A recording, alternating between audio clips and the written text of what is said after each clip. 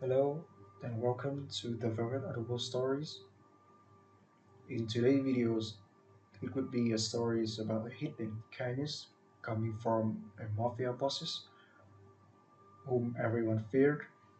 If you like these videos, please share your thoughts on the comment sections and subscribe to the channel to receive notifications about new videos. Thank you. When Emily Carter sent a desperate text message to the wrong number while hiding from her violent boyfriend, she never imagined it would bring a dangerous stranger crashing through her door, or that this one mistake would change everything. In a world where power and fear collide, where broken bones heal but trust is harder to rebuild, one woman discovers that sometimes salvation comes from the most unexpected places. This is a story of survival, strength, and a love that defies every rule. If you're ready for a journey that will grip your heart, stay until the end, and don't forget to hit that like button and comment your city, so I can see how far this story travels.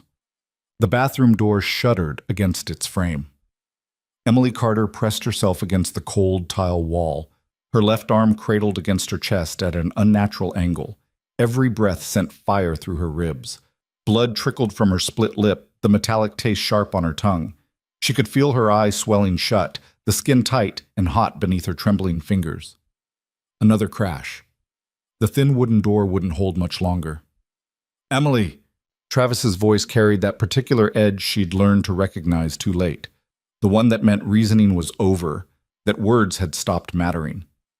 Open this goddamn door right now! Her phone. Where was her phone? Her vision blurred with tears as she scanned the small bathroom. There, on the edge of the sink where she'd dropped it. Her right hand shook violently as she reached for it, nearly knocking it into the toilet. The screen was cracked from when Travis had thrown it across the living room earlier, but it still glowed to life at her touch. Mom. She needed to call Mom. The door frame splintered, wood cracked with a sound like breaking bones. Emily's fingers moved across the screen, barely able to see through her tears in her rapidly swelling eye. She found the message thread, or what she thought was the message thread, and typed with desperate, fumbling fingers. Please help me. He's going to kill me. 1147 Morrison Avenue, apartment 3B. Please hurry. Send. The door exploded inward. Travis filled the doorway, his face twisted with rage, his knuckles still bloody from where he'd already hit her. 3 times. Or was it 4? She'd lost count after the first blow had sent her stumbling backward into the coffee table. Texting your mommy? Travis stepped into the small bathroom, his presence sucking all the air from the space. You think that bitch is going to save you? Emily couldn't speak. Her jaw felt wrong, potentially broken. She could only stare up at him, her phone clutched in her good hand. Travis reached for her. The phone buzzed. It was such a small sound, barely audible over Travis's heavy breathing and her own thundering heartbeat, but it was enough to make Travis pause, his hand inches from her throat. Emily looked down at the screen. Unknown number. Where are you? Her blood turned to ice. That wasn't her mother's number. That wasn't anyone she knew. Who the fuck is that? Travis snatched the phone from her hand before she could react. His eyes narrowed as he read the message. Unknown number? You giving your number to random men now? You fucking whore? The phone buzzed again in his hand. Unknown number. Stay inside. I'm on my way. Travis stared at the message for a long moment. Then he laughed, a harsh, ugly sound that made Emily's skin crawl. This is Rich. Some white knight thinks he's coming to rescue you? He grabbed Emily by her broken arm. She screamed. Let him come, Travis snarled, dragging her out of the bathroom. Let him fucking come. I'll show him what happens to people who interfere in my business.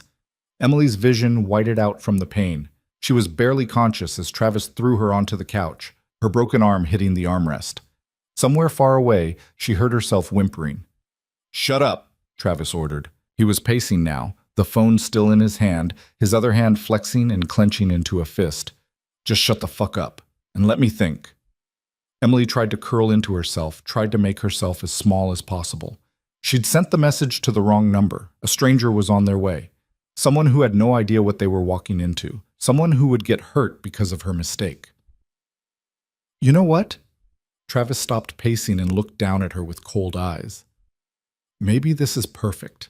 Maybe your little boyfriend can watch what happens when you disrespect me. He grabbed a baseball bat from beside the door. Emily's entire body went numb with terror. Time became strange after that. She couldn't tell if minutes passed or hours. Travis alternated between sitting in the armchair watching her, bat across his knees, and pacing the small living room like a caged animal. Emily tried to stay as still as possible, tried not to draw his attention, tried to think of any way out. There was no way out. The apartment door was locked from the inside, deadbolted. The windows were painted shut. She'd tried them before. Her phone was in Travis's pocket. Her arm was broken. Her ribs were cracked. Her face was swelling. No one was coming to save her. The stranger with the unknown number didn't know what he was walking into. Travis would hurt him, or worse. Then Travis would finish what he'd started with her. The knock on the door, when it came, was gentle, almost polite. Travis's head snapped up. A slow, predatory smile spread across his face. Well, well, your hero's here.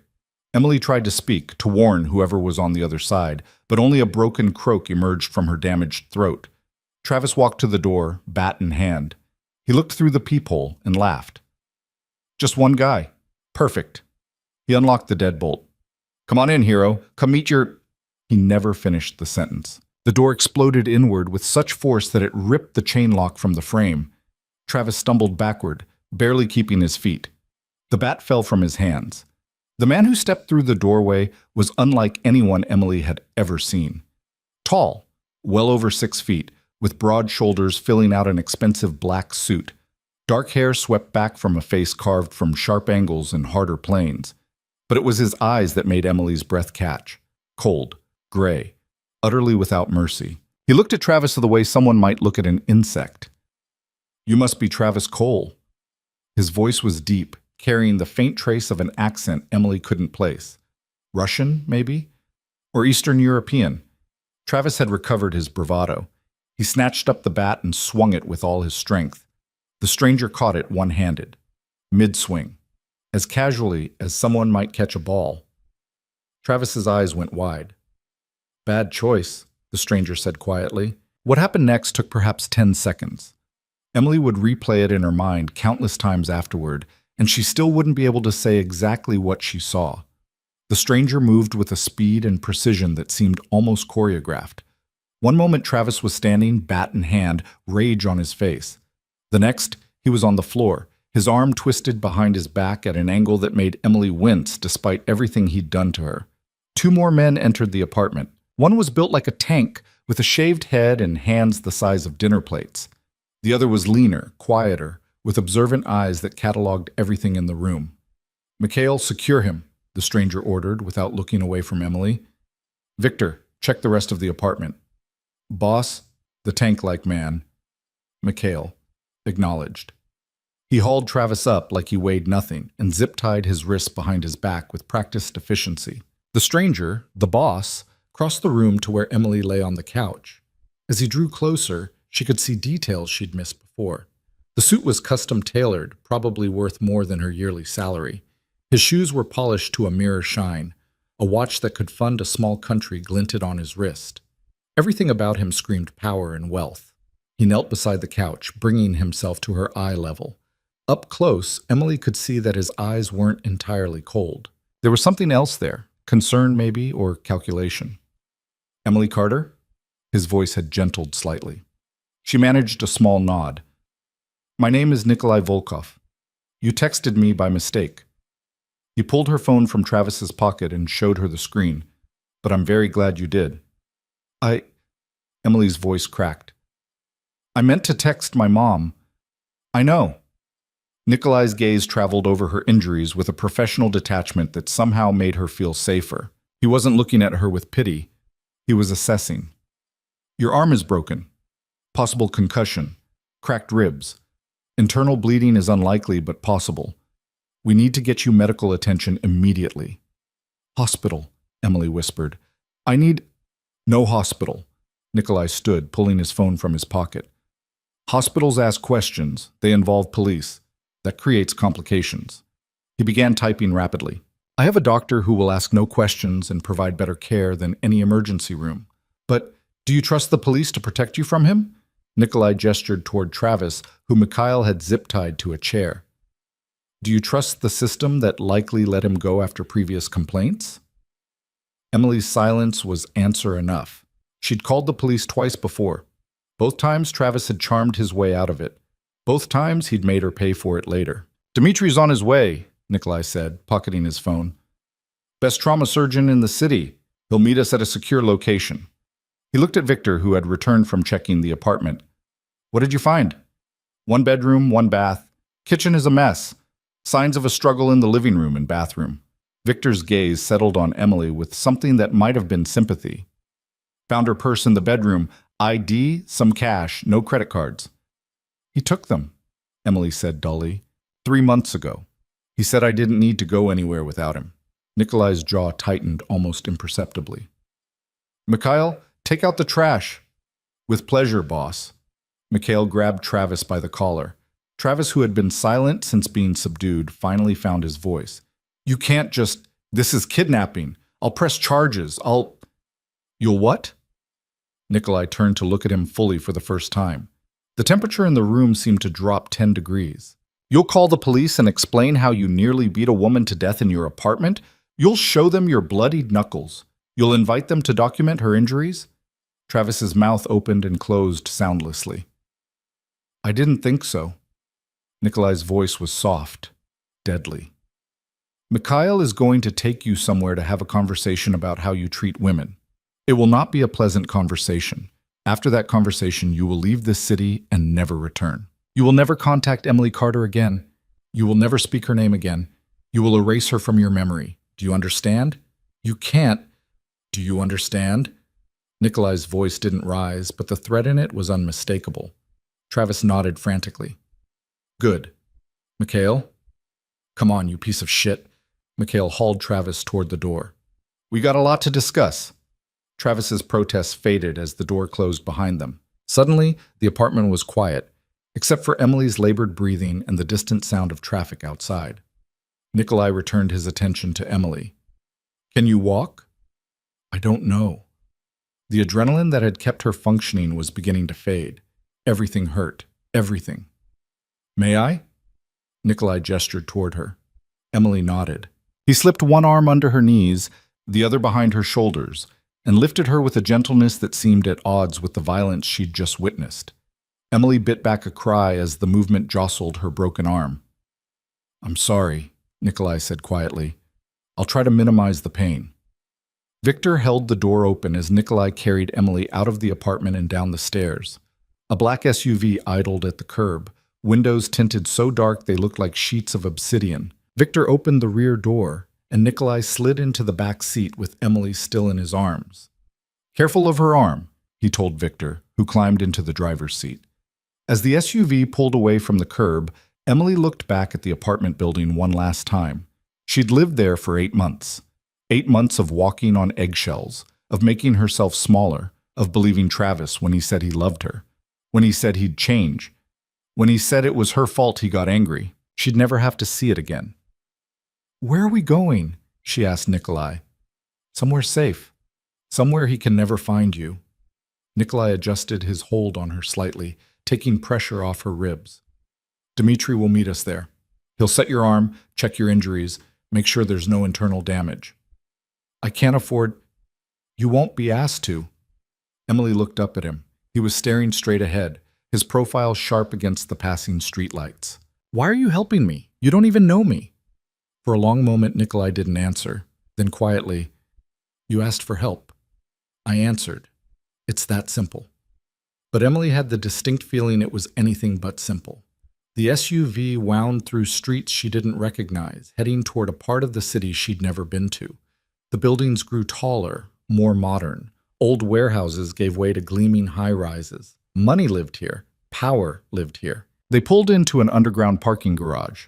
Victor flashed a card at the gate, and it rose smoothly.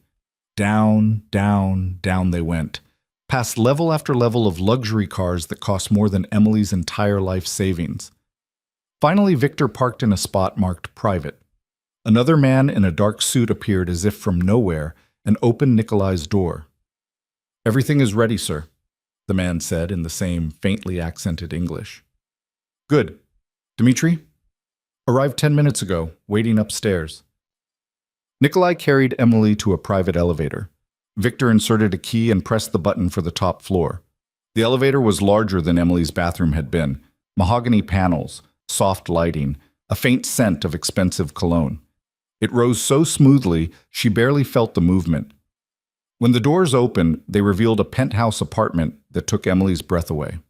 Floor-to-ceiling windows offered a panoramic view of the city. Hardwood floors gleamed under recessed lighting. Modern furniture in blacks and grays and whites created a space that looked like it had been ripped from an architecture magazine. Enormous abstract paintings hung on the walls. Everything was immaculate, perfect, intimidating. "This way," Nikolai said, carrying her down a hallway. He brought her to a bedroom that was larger than Travis's entire apartment. A four-poster bed dominated the space. More windows, more perfect furniture, and standing next to the bed, a silver-haired man in his 60s with kind eyes and a doctor's bag. "Dmitri," Nikolai greeted him. "Thank you for coming." Of course. Dmitri's English carried a heavier accent than Nikolai's.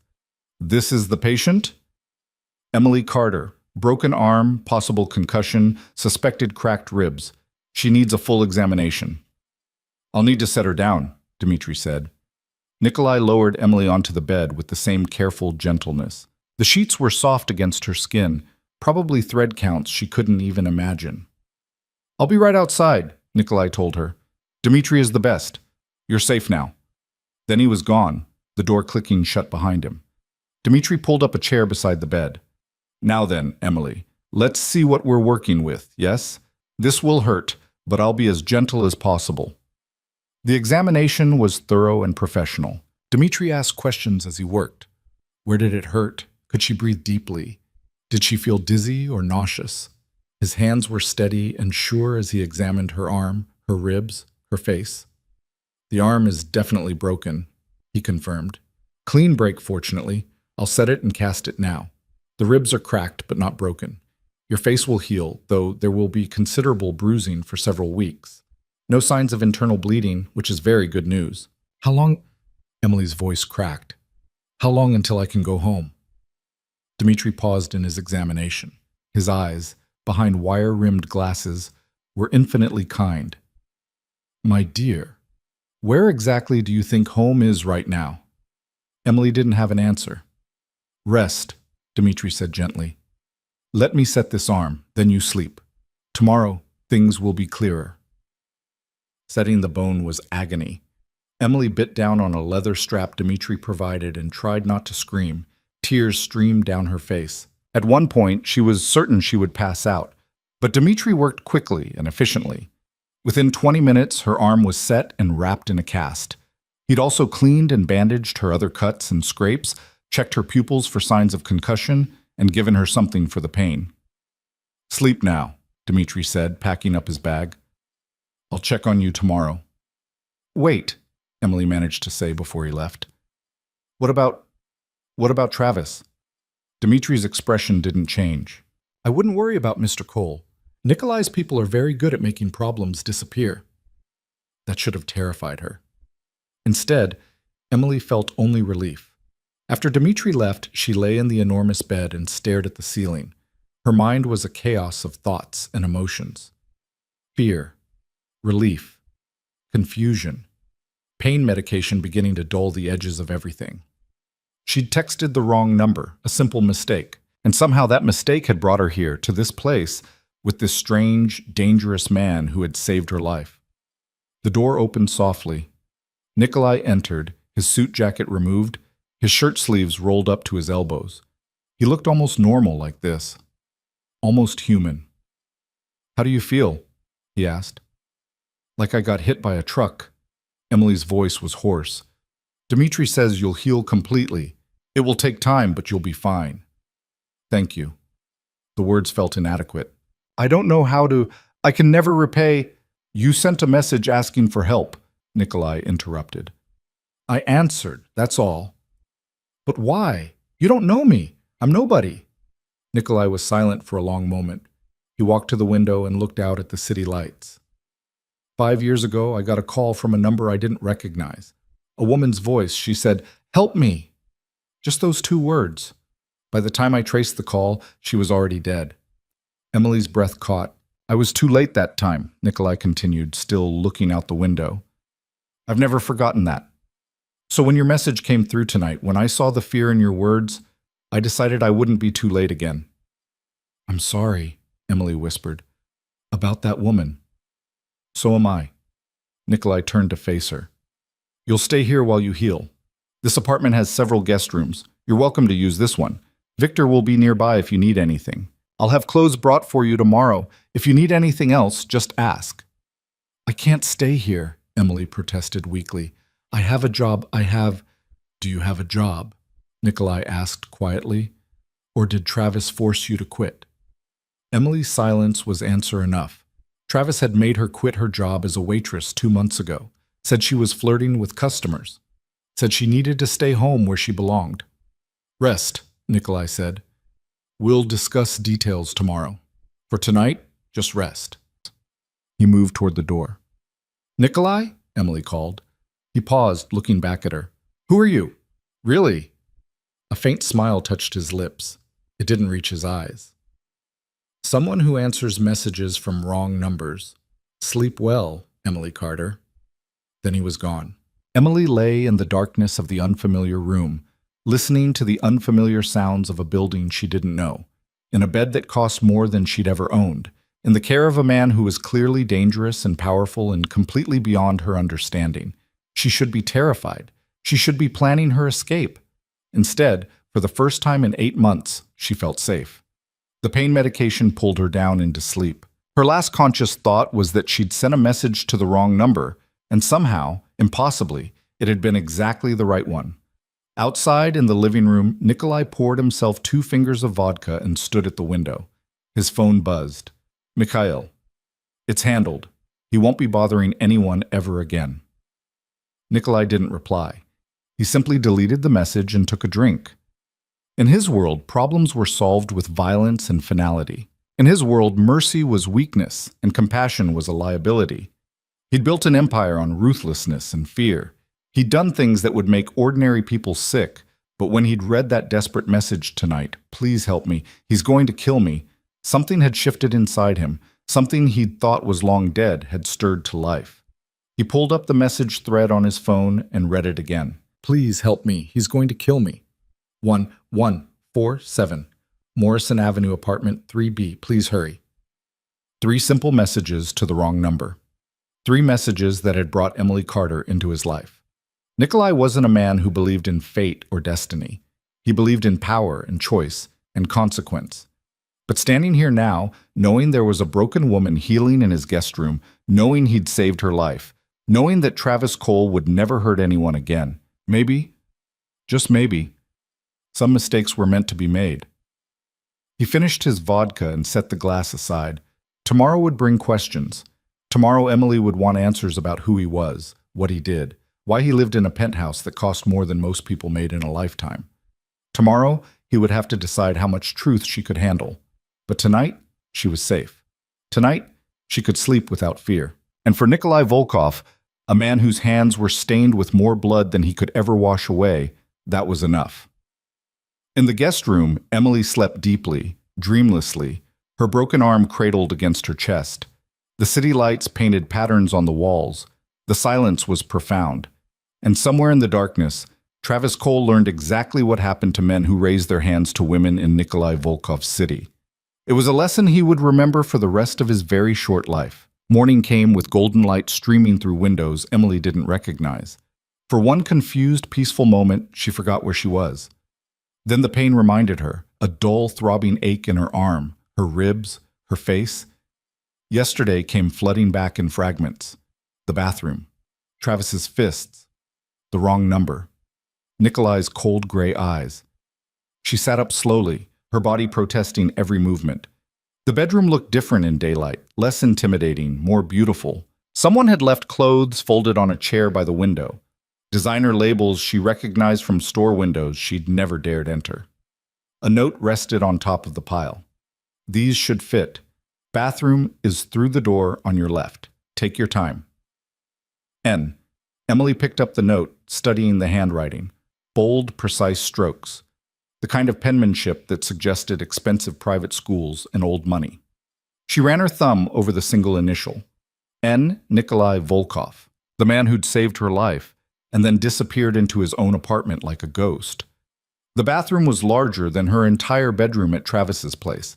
Marble floors, a shower with 6 different heads, a bathtub that could fit 3 people. Emily caught sight of herself in the mirror and stopped cold. She barely recognized the face staring back at her. Her left eye was swollen nearly shut, surrounded by purple and black bruising that spread across her cheekbone. Her lip was split and crusted with dried blood. More bruises bloomed along her jaw, her neck. The cast on her arm seemed to glow white against her battered skin. This was what Travis had done to her. This was the price of loving the wrong man. Emily turned away from the mirror and focused on the practical. She needed to shower, to wash away the blood and fear and memory of last night. But the cast made everything complicated. In the end, she managed an awkward one-armed shower, keeping the cast wrapped in plastic bags she found under the sink. The hot water felt like absolution. She stood under the spray until it ran cold, washing her hair with shampoo that smelled like vanilla and something else she couldn't name. Expensive. Everything here was expensive. Getting dressed proved even more challenging. The clothes Nikolai had left were beautiful. Soft cashmere sweater, dark jeans that fit perfectly, undergarments that still had tags attached. But buttoning jeans one-handed was nearly impossible. Emily was struggling with the zipper when someone knocked softly on the bedroom door. "Miss Carter?" A woman's voice, lightly accented. "May I come in?" Yes?" The door opened to reveal a woman in her 40s with kind eyes and salt and pepper hair pulled back in a neat bun. She wore simple professional clothing and carried a breakfast tray. "I'm Irina," she said with a warm smile. "I manage Mr. Volkov's household. I thought you might need some help, yes?" Emily gestured helplessly at her jeans. "I can't—" "Of course, here, let me." Irina set the tray down and helped Emily finish dressing with the easy competence of someone who'd done this many times before. "There, much better. Now, you must eat. Dmitri said you need to keep your strength up." The breakfast tray held more food than Emily normally ate in a day. Fresh fruit, yogurt, toast with real butter, eggs prepared perfectly, orange juice that tasted like sunshine. Emily's stomach reminded her she hadn't eaten since yesterday morning. "Thank you," she said quietly. This is too much." "Nonsense. You're Mr. Volkov's guest. Nothing is too much." Irina moved around the room with practiced efficiency, opening curtains, straightening pillows. "He asked me to tell you he'll be working from home today if you need anything.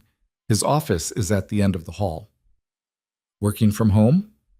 Emily took a bite of toast. It was the best toast she'd ever tasted. "What does he do?" Irina's smile didn't quite reach her eyes. "Mr. Volkov has many business interests. Import, export, real estate. He's a very busy man." That was clearly all Emily was going to get.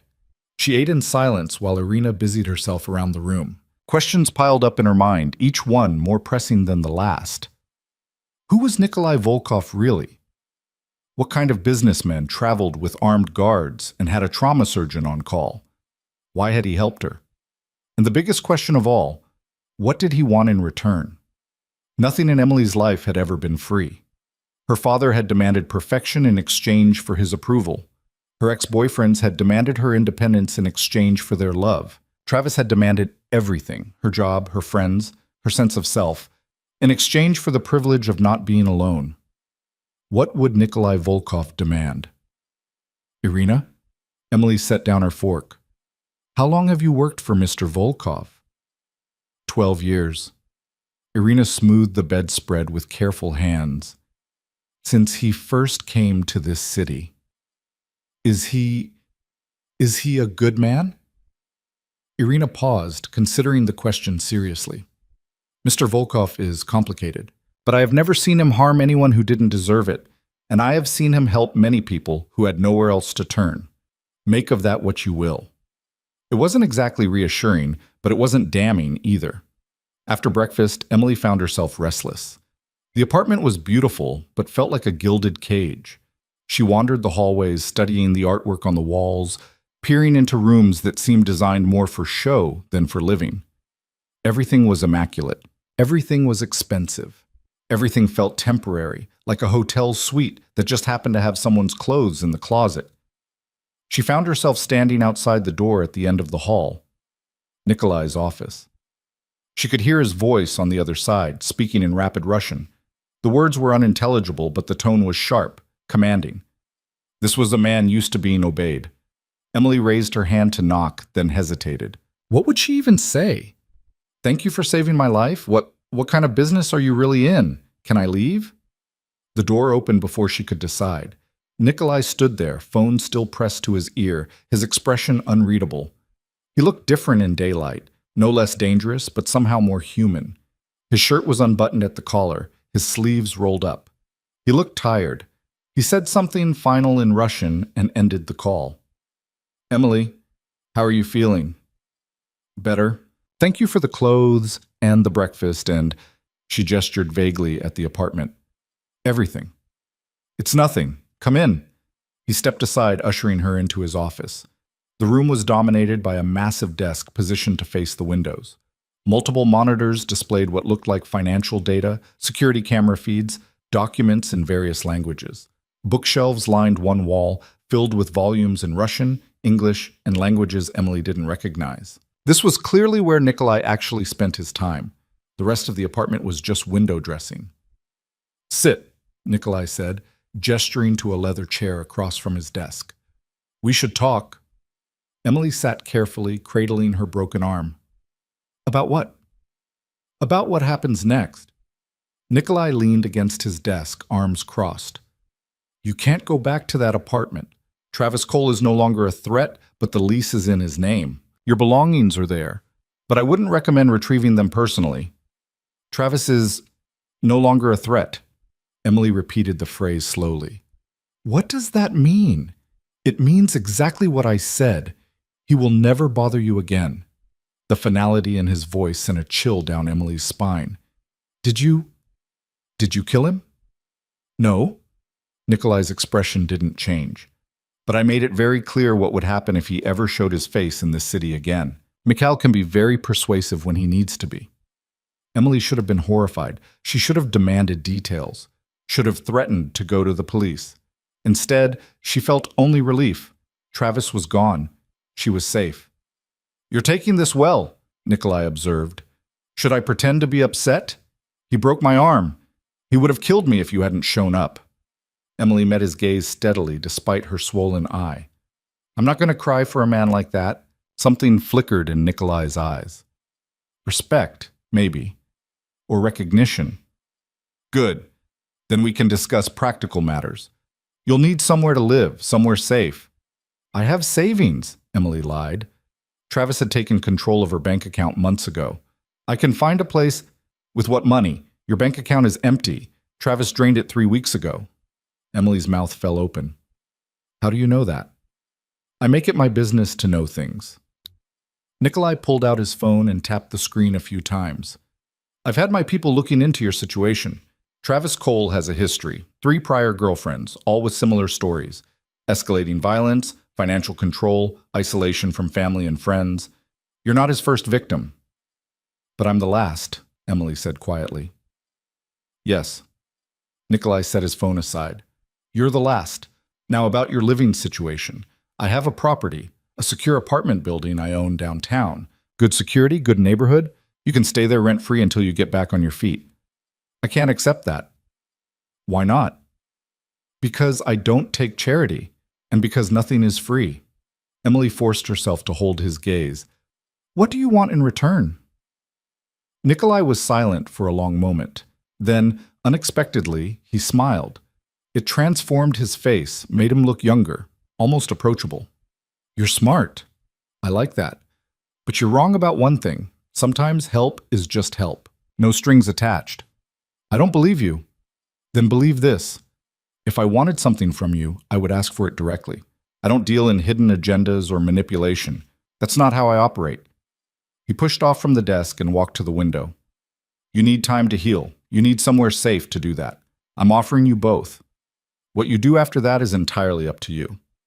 Emily studied his profile against the cityscape. He was lying, not about the apartment or the help, but about the no strings attached part.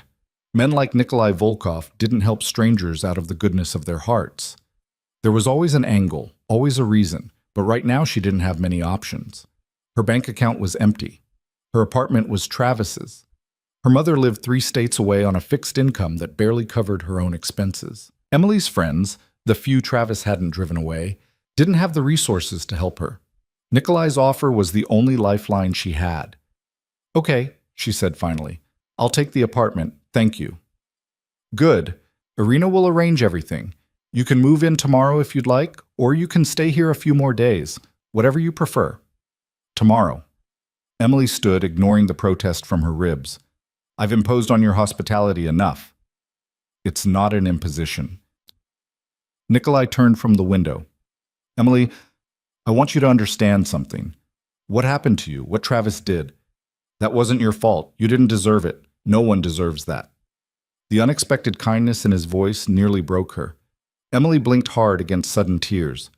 "I keep thinking I should have left sooner. There were signs, red flags. I ignored them all. Hindsight is cruel. We all make choices we regret." Nikolai crossed the room and stood before her.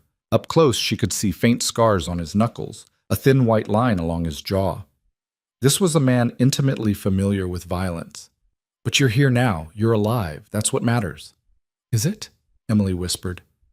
"Some days I'm not sure being alive is enough." "It is. Trust me." Something dark flickered in his eyes. "I've seen what happens when people give up. You're stronger than that." Before Emily could respond, his phone buzzed. Nikolai glanced at the screen and frowned. "I need to take this. Irina will help you with anything you need." He was already answering the call in Russian as Emily let herself out of the office. She stood in the hallway for a moment, her head spinning with everything that had happened in the last 12 hours. Yesterday, she'd been trapped in a nightmare with no way out. Today, she was standing in a penthouse apartment, being offered a new life by a dangerous stranger. The universe had a twisted sense of humor. Emily spent the rest of the day in her room, alternating between sleep and staring out the window at a city that suddenly seemed full of possibilities. Irina brought lunch, then dinner. Both were delicious. Both were eaten in silence. Night fell. The city lights below transformed into rivers of gold and white. Emily's phone, the one Travis had thrown, sat on the nightstand, its cracked screen dark. She hadn't turned it on since last night. Hadn't wanted to see the messages from her mother asking why she hadn't replied. Hadn't wanted to deal with the concerned texts from the few friends she had left. But she couldn't hide forever. Emily powered on the phone. It took a moment to boot up, the cracked screen making everything slightly distorted.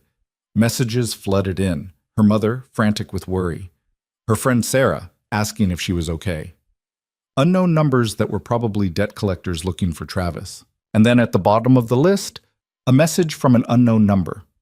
The same unknown number she'd texted by accident. "Nikolai, if you need anything tonight, I'm in my office. Don't hesitate to ask." Emily stared at the message for a long time. Then slowly, she typed a response. "Emily, why are you really helping me?" The reply came immediately. "Nikolai, because 5 years ago, I didn't, and someone died because of it." Emily, "That wasn't your fault." Nikolai, "Wasn't it?" "She called for help and I was too late. I've had to live with that ever since. When your message came through last night, I saw a chance to be better than I was 5 years ago.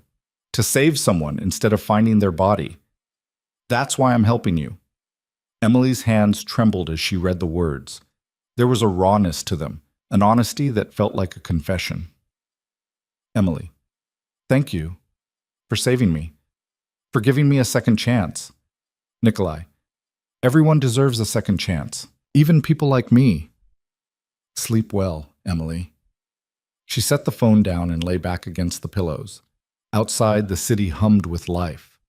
Somewhere out there, Travis was nursing his wounds and learning what it meant to cross Nikolai Volkov. Somewhere out there, people were living their normal lives, unaware that Emily Carter's entire world had shifted on its axis. But here, in this borrowed room, in this borrowed life, Emily felt something she hadn't felt in months. Hope. The next morning dawned clear and cold. Irina helped Emily pack the few belongings Nikolai had provided, then led her down to the parking garage where Victor waited with the black SUV. Mr. Volkov asked me to give you this, Victor said, handing Emily a new phone. Your old one is barely functional. This one has my number, Irina's number, and Mr. Volkov's number already programmed in. If you need anything, call. Emily took the phone, stunned. I can't. It's a company phone, Victor interrupted smoothly. We have dozens of them. Consider it a loaner. The drive to her new apartment took 20 minutes through morning traffic. Victor pulled up in front of a modern building in a neighborhood Emily had never been able to afford. Clean streets, coffee shops with outdoor seating, people in business suits carrying briefcases and expensive coffee. Third floor, apartment 3C, Victor said, handing her a set of keys. Building has security cameras, controlled access, and a doorman who knows your face. You're safe here. Thank you. Emily pocketed the keys. Tell Nikolai I said thank you. Tell him yourself. He wants you to text him when you're settled. Victor drove away, leaving Emily standing on the sidewalk with a small bag of borrowed clothes and a head full of questions. She made her way inside, past a doorman who nodded politely, and took the elevator to the third floor. Apartment 3C was small compared to Nikolai's penthouse, but it was still nicer than anywhere Emily had ever lived. Hardwood floors, modern appliances, furniture that looked new, a bedroom with an actual closet, a bathroom with a tub and a shower, windows that overlooked the street below. It was perfect. Emily stood in the middle of the living room and let herself feel it, the enormity of what had happened, the weight of this new beginning. 2 days ago, she'd been trapped with a man who was slowly killing her. Now she stood in a beautiful apartment, safe and free, because she'd sent a text message to the wrong number. Her new phone buzzed. Nikolai, Victor says you arrived safely. Do you have everything you need? Emily looked around the apartment, taking inventory. Food in the refrigerator, towels in the bathroom, sheets on the bed. Emily, yes, this is too much. I don't know how to thank you. Nikolai, you don't need to thank me. Just focus on healing. Emily, what about work? I need to find a job. Nikolai, there's time for that. Rest first. Emily, I can't just sit around doing nothing. I'll go crazy. There was a longer pause before his next message. Nikolai, I might have something. If you're interested, we can discuss it when you're ready. Emily stared at the message. Of course he had something. Men like Nikolai Volkov always had an angle, always had a plan. But maybe that was okay. Maybe Emily was tired of making all the wrong choices on her own. Maybe it was time to trust someone who'd already proven he would keep her safe. Emily, I'm interested. Nikolai, good. I'll be in touch. The days that followed fell into an unexpected rhythm. Emily healed slowly, her bruises fading from purple to yellow-green, her ribs aching less with each breath. Dmitri came by twice to check on her progress, always professional, always kind. Irina appeared regularly with groceries and home-cooked meals, refusing to take payment despite Emily's protests. And Nikolai texted her every evening. It started with simple check-ins. How are you feeling? Do you need anything? But gradually evolved into actual conversations. He asked about her day, her favorite books, what she wanted to do with her life. She asked about his work, his past, how he'd ended up in this city. His answers were always careful, always measured. He revealed just enough to seem honest without giving away anything truly important. Emily recognized the technique. She'd used it herself when talking to Travis's friends, parsing out information in carefully controlled doses. But sometimes, late at night, Nikolai would let his guard slip. He told her about growing up in Moscow, about coming to America with nothing but a suitcase and a dangerous skill set. He told her about the woman who'd called him 5 years ago, the one he'd been too late to save. Her name had been Alina. She'd been 23 years old. Emily told him about her childhood in a small town where everyone knew everyone's business, about her father who died when she was 15, leaving her mother to work 3 jobs to keep their house, about the scholarship that had brought her to the city and the dreams she'd had before Travis had systematically destroyed them all. They were 2 broken people, texting in the dark, sharing pieces of themselves they'd never shared with anyone else. It should have felt strange. It should have felt dangerous. Instead, it felt like coming home. 3 weeks after moving into the apartment, Emily got a text from Nikolai that made her heart race. Nikolai, I have a proposal for you. Can you meet me tomorrow afternoon? 2 p.m., the address below. He sent a location. A community center in a neighborhood Emily didn't recognize. Emily, what kind of proposal? Nikolai, the kind that involves helping people, if you're interested. Emily arrived 15 minutes early, her arm still in its cast, but healing well.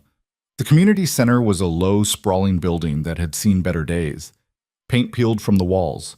The parking lot was cracked and weedy, but inside Emily could hear children laughing.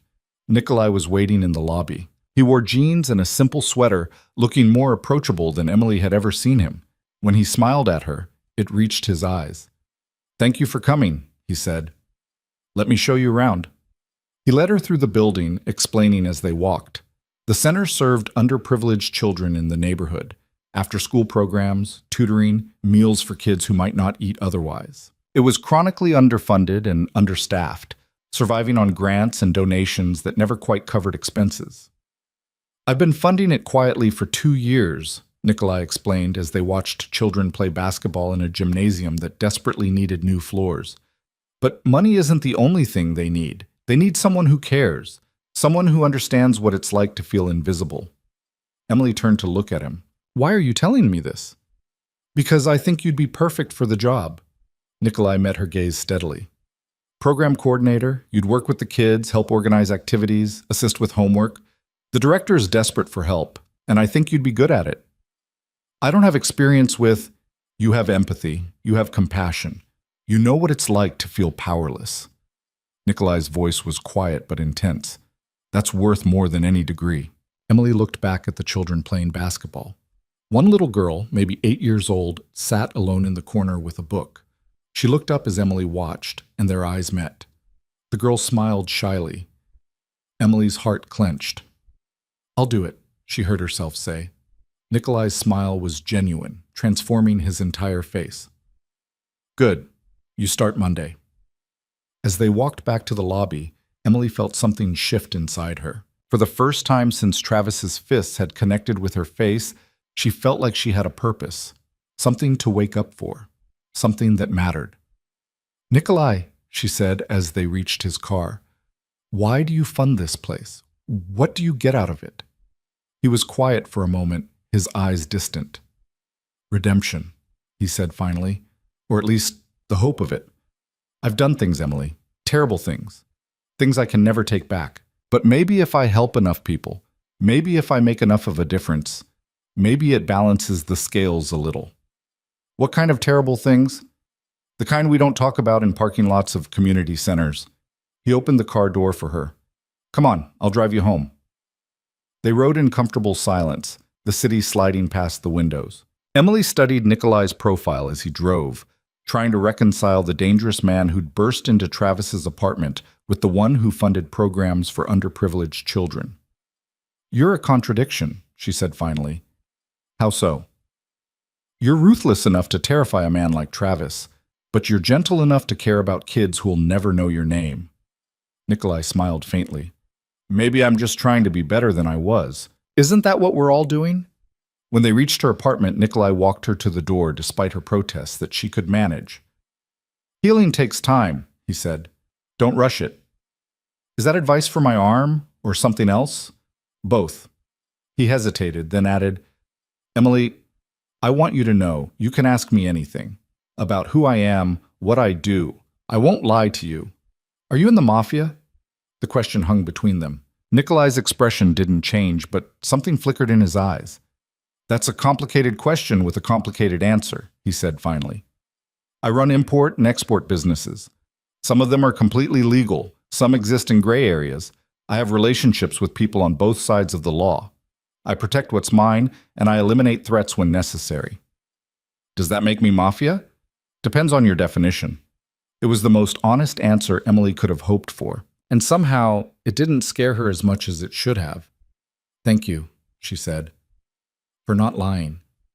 I told you I wouldn't." Nikolai pulled out his phone and checked something. "I have a meeting, but text me later? Let me know how you're feeling." "I will." He left her at the door, and Emily watched him walk away with that same predatory grace she'd noticed the first night. This was a dangerous man. A man who lived in shadows and made problems disappear. A man who probably had blood on his hands. But he was also the man who'd saved her life. who'd given her a home, a job, a future, who texted her every night to make sure she was okay. Emily closed the door and leaned against it, her heart racing. She was falling for Nikolai Volkov. Slowly, carefully, against every instinct that screamed this was a terrible idea. But maybe terrible ideas were exactly what Emily needed. Maybe safety and security had been overrated all along. Her phone buzzed. Nikolai, thank you for saying yes to the job. The kids are lucky to have you. Emily smiled as she typed her response. Emily, I think I'm the lucky one. And as she looked around her apartment, safe, warm, hers, Emily realized she meant it. The wrong number had led her here. To this moment. To this life. To Nikolai. Maybe some mistakes were the best things that ever happened to you. Monday morning arrived with autumn rain streaking down Emily's windows.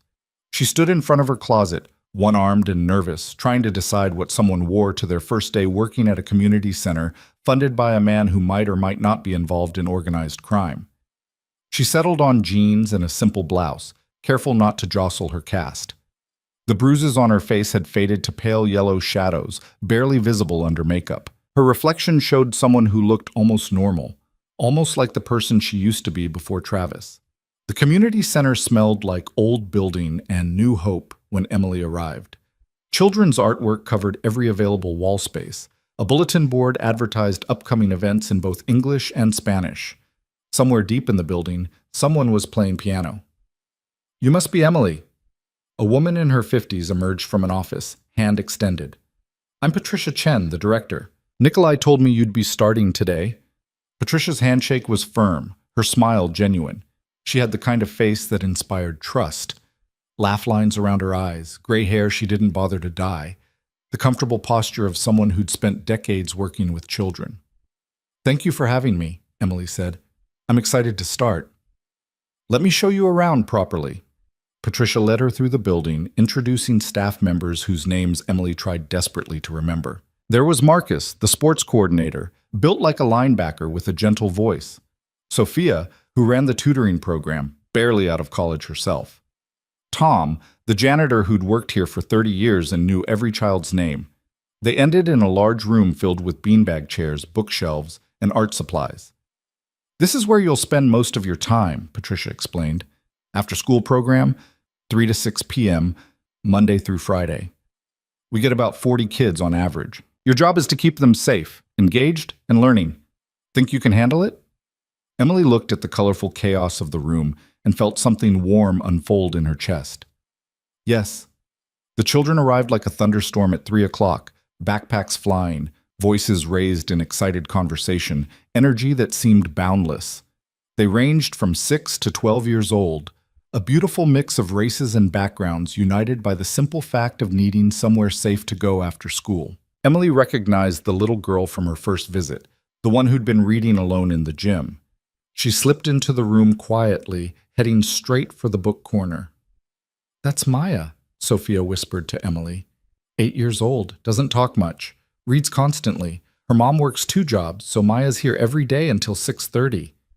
Emily watched Maya settle into a beanbag chair with a worn copy of Charlotte's Web. There was something familiar in the way the girl made herself small, invisible. Emily had mastered that same trick during her months with Travis. By the end of the first week, Emily had learned all 40 children's names. She knew that Carlos loved basketball, but struggled with math. That Jasmine was brilliant at art, but too shy to show anyone. That the twins, David and Daniel, were inseparable and prone to elaborate pranks. That Maya read at a high school level, but had trouble making friends. Emily fell in love with all of them. Her phone buzzed one evening as she was leaving the center, exhausted and happy in equal measure. Nikolai. How was your first week? Emily. Perfect. Challenging. Wonderful. I love it. Nikolai. I knew you would. Have you eaten dinner? Emily. Not yet. Too tired to cook. Nikolai. There's a Thai place 2 blocks from your apartment. Best pad Thai in the city. My treat. Order whatever you want and tell them to put it on the Volkov account. Emily. You don't have to. Nikolai. I know I don't have to. I want to. Eat, Emily. You need your strength. Emily smiled as she pocketed her phone.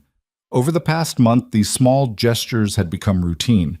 Nikolai checking in on her, making sure she ate, occasionally sending Irina with homemade meals. He was taking care of her in ways that should have felt controlling but somehow didn't. Maybe because he never demanded anything in return, never asked where she'd been or who she'd seen, never showed up unannounced or made her account for her time. He simply existed in the background of her life, a steady presence she'd come to depend on.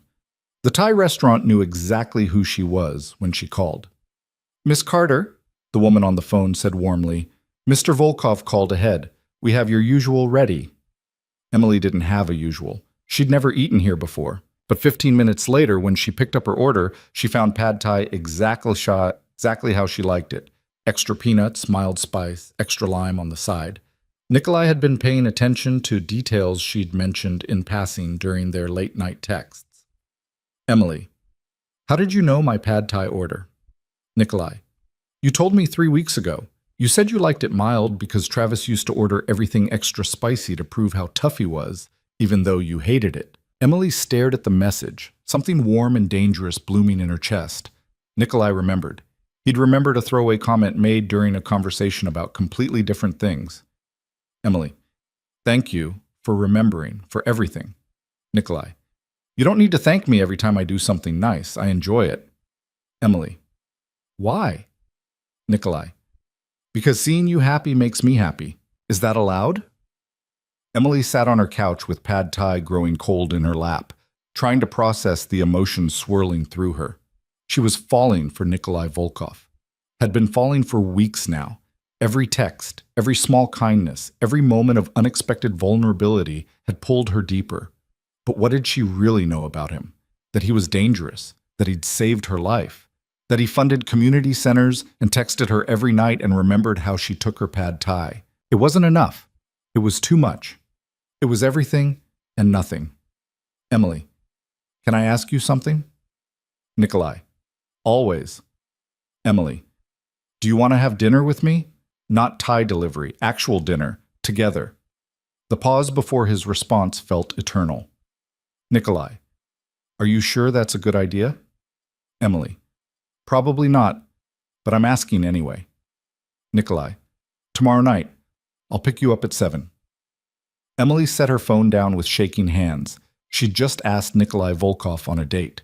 A man who terrified criminals and funded children's programs in equal measure. A man who made her feel safer than she'd felt in years and more alive than she'd felt in forever. This was either the best decision she'd ever made or the worst. Tomorrow would tell. Nikolai arrived exactly at 7, driving a different car than Emily had seen before. A sleek silver sedan that probably cost more than most people's houses. He wore a dark suit that fit him perfectly, his hair styled back from his face. He looked dangerous and sophisticated and absolutely devastating.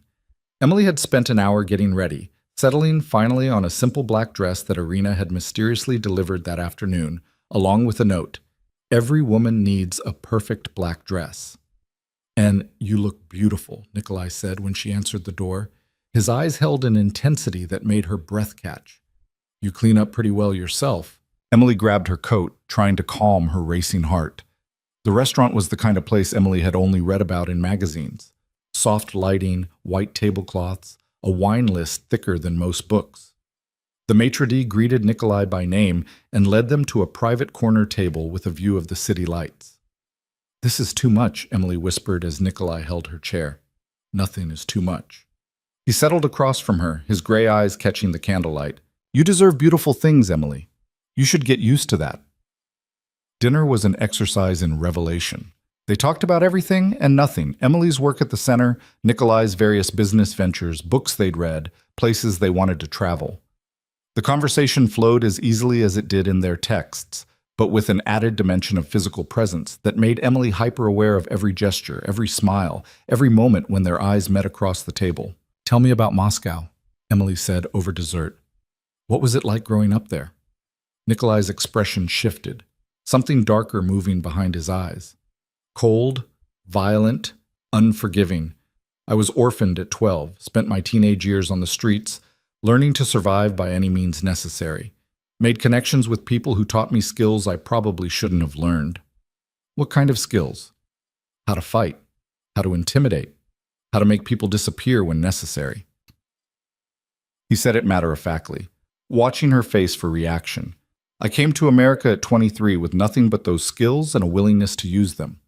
Built everything I have now from that foundation. Emily should have been horrified. She should have made an excuse and left. Instead, she reached across the table and placed her hand over his. "We all do what we have to do to survive," she said quietly. "I stayed with a man who was killing me because I was too afraid to be alone. You did what you had to do in Moscow. Neither of us should be ashamed of our survival." Nikolai looked down at her hand on his, then back up to her face. "You're not afraid of me." "Should I be?" "Most people are." "I'm not most people." Emily smiled. "And you saved my life. That counts for something." "It counts for everything." Nikolai turned his hand over, threading his fingers through hers. The touch sent electricity up her arm. "Emily, I need you to understand something. The things I've done, the life I lead, it's not safe. People want what I have. They'd use you to get to me if they knew how much you're starting to mean to me." "How much do I mean to you?" The question hung between them, weighted with possibility. "More than I should allow," Nikolai admitted. "More than is wise or safe. But I can't seem to help it. Every text, every conversation, every moment I spend thinking about you when I should be working, you've gotten under my skin, Emily Carter." Emily's heart was hammering so hard she was certain he could hear it. "You've gotten under mine too. I didn't want to. I tried not to. But here we are." "Here we are," Nikolai echoed. His thumb traced circles on her palm. "What do we do about it?" "I don't know, but I don't want to stop." Emily met his gaze steadily. "Whatever this is, whatever it becomes, I want to find out." Nikolai paid the bill and they walked out into the cool night air. Instead of heading to the car, he steered her toward a small park across the street. They walked in comfortable silence, her hand still in his, the city sounds muted and distant. "I haven't felt this way about anyone in a very long time," Nikolai said finally. "It's terrifying." "Why terrifying?" "Because caring about someone makes you vulnerable. It gives people leverage. In my world, that's dangerous." Emily stopped walking and turned to face him. "Then maybe it's time to change your world. Start building something different. You're already doing it with the community center. Why not do it with your life?" "It's not that simple." "Why not? You're powerful enough to do whatever you want. You could walk away from the dangerous parts. Focus on the legitimate businesses. Build something clean." Nikolai cupped her face gently in his hands, careful of the fading bruises. "You make it sound so easy, like I can just decide to be a different person." "You already are a different person. The man who funds programs for children, who texts me every night to make sure I'm okay, who remembered my pad thai order, that's who you really are. The rest is just survival." He kissed her then, soft and careful and achingly tender. Emily's world tilted on its axis. This was nothing like kissing Travis, which had always felt like a performance, like she was playing a role. This felt real. This felt like coming home. When they pulled apart, Nikolai rested his forehead against hers. "You're going to ruin me, Emily Carter." "Maybe we'll ruin each other." She smiled against his lips. "Maybe that's the point." They drove back to her apartment in silence, heavy with possibility. Nikolai walked her to her door, ever the gentleman, despite the heat in his eyes. "I should go," he said, though he made no move to leave. "You should," Emily agreed, though she didn't want him to. "Emily." He caught her hand as she reached for her keys. "This thing between us, it's real. It matters. But my world is complicated and dangerous. I need to know you understand what you're getting into." "I understand enough, and I'm choosing this anyway. I'm choosing you."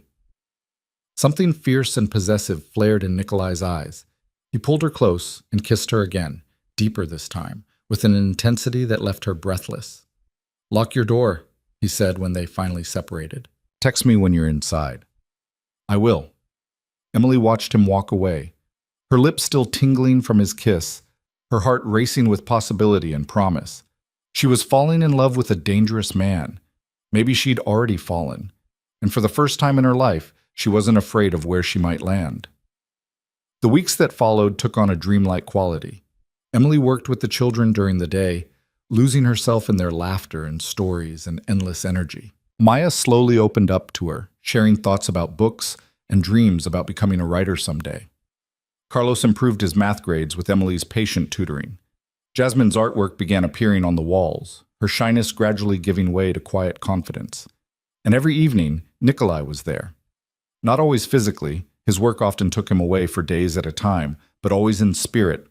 Texts throughout the day, phone calls late at night, occasional surprise visits that made Emily's heart leap into her throat. They fell into a rhythm that felt both new and ancient. Dinner dates at restaurants Emily had never dreamed of entering. Long walks through the city, talking about everything and nothing. Quiet evenings in her apartment, Nikolai's presence filling the space in ways that felt permanent and right. He never pushed for more than she was willing to give. Never demanded access to parts of herself she wasn't ready to share. He simply existed alongside her, patient and steady and absolutely certain in his affection. Emily's life transformed in ways both large and small. She laughed more, smiled constantly, started thinking about a future that extended beyond simple survival. She enrolled in online classes to finish the college degree she'd abandoned when she met Travis. Started writing again, filling notebooks with observations and stories and fragments of poems. She was becoming herself again, or maybe for the first time. 3 months after that first dinner, Nikolai took her to the penthouse she'd stayed in after her rescue. Irina had prepared a meal that could have fed an army, her way of showing approval, Nikolai explained. They ate on the balcony, overlooking a city that sparkled like a constellation fallen to earth. "I have something for you," Nikolai said as they finished dessert. He pulled a small box from his pocket. Emily's heart stopped. "Nikolai, it's not what you think." He smiled, reading her panic. "Open it." Inside was a key on a simple silver chain. "It's a key to this apartment," Nikolai explained. "You're here so often anyway, and I want you to feel like you belong. This is your space as much as mine. Come whenever you want. Stay as long as you want. Make it yours." Emily stared at the key, emotions warring in her chest. This was huge. This was commitment and trust and a future taking shape. "Are you sure?" "I've never been more sure of anything." Nikolai took the key and fastened the chain around her neck. "You've already made yourself at home in my life, Emily. I want you to have a home in my space too." She kissed him then, pouring everything she felt into the gesture.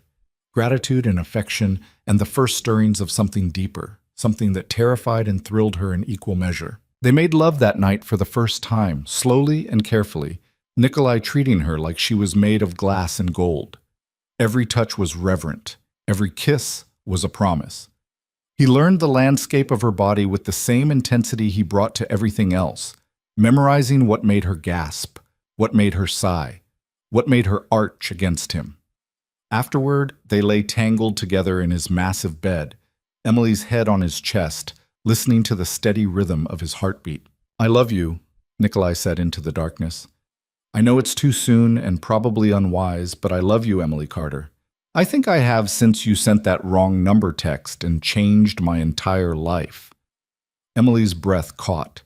She'd known, of course, had felt it in every gesture, every glance, every moment of tenderness. But hearing the words made it real. "I love you too," she whispered.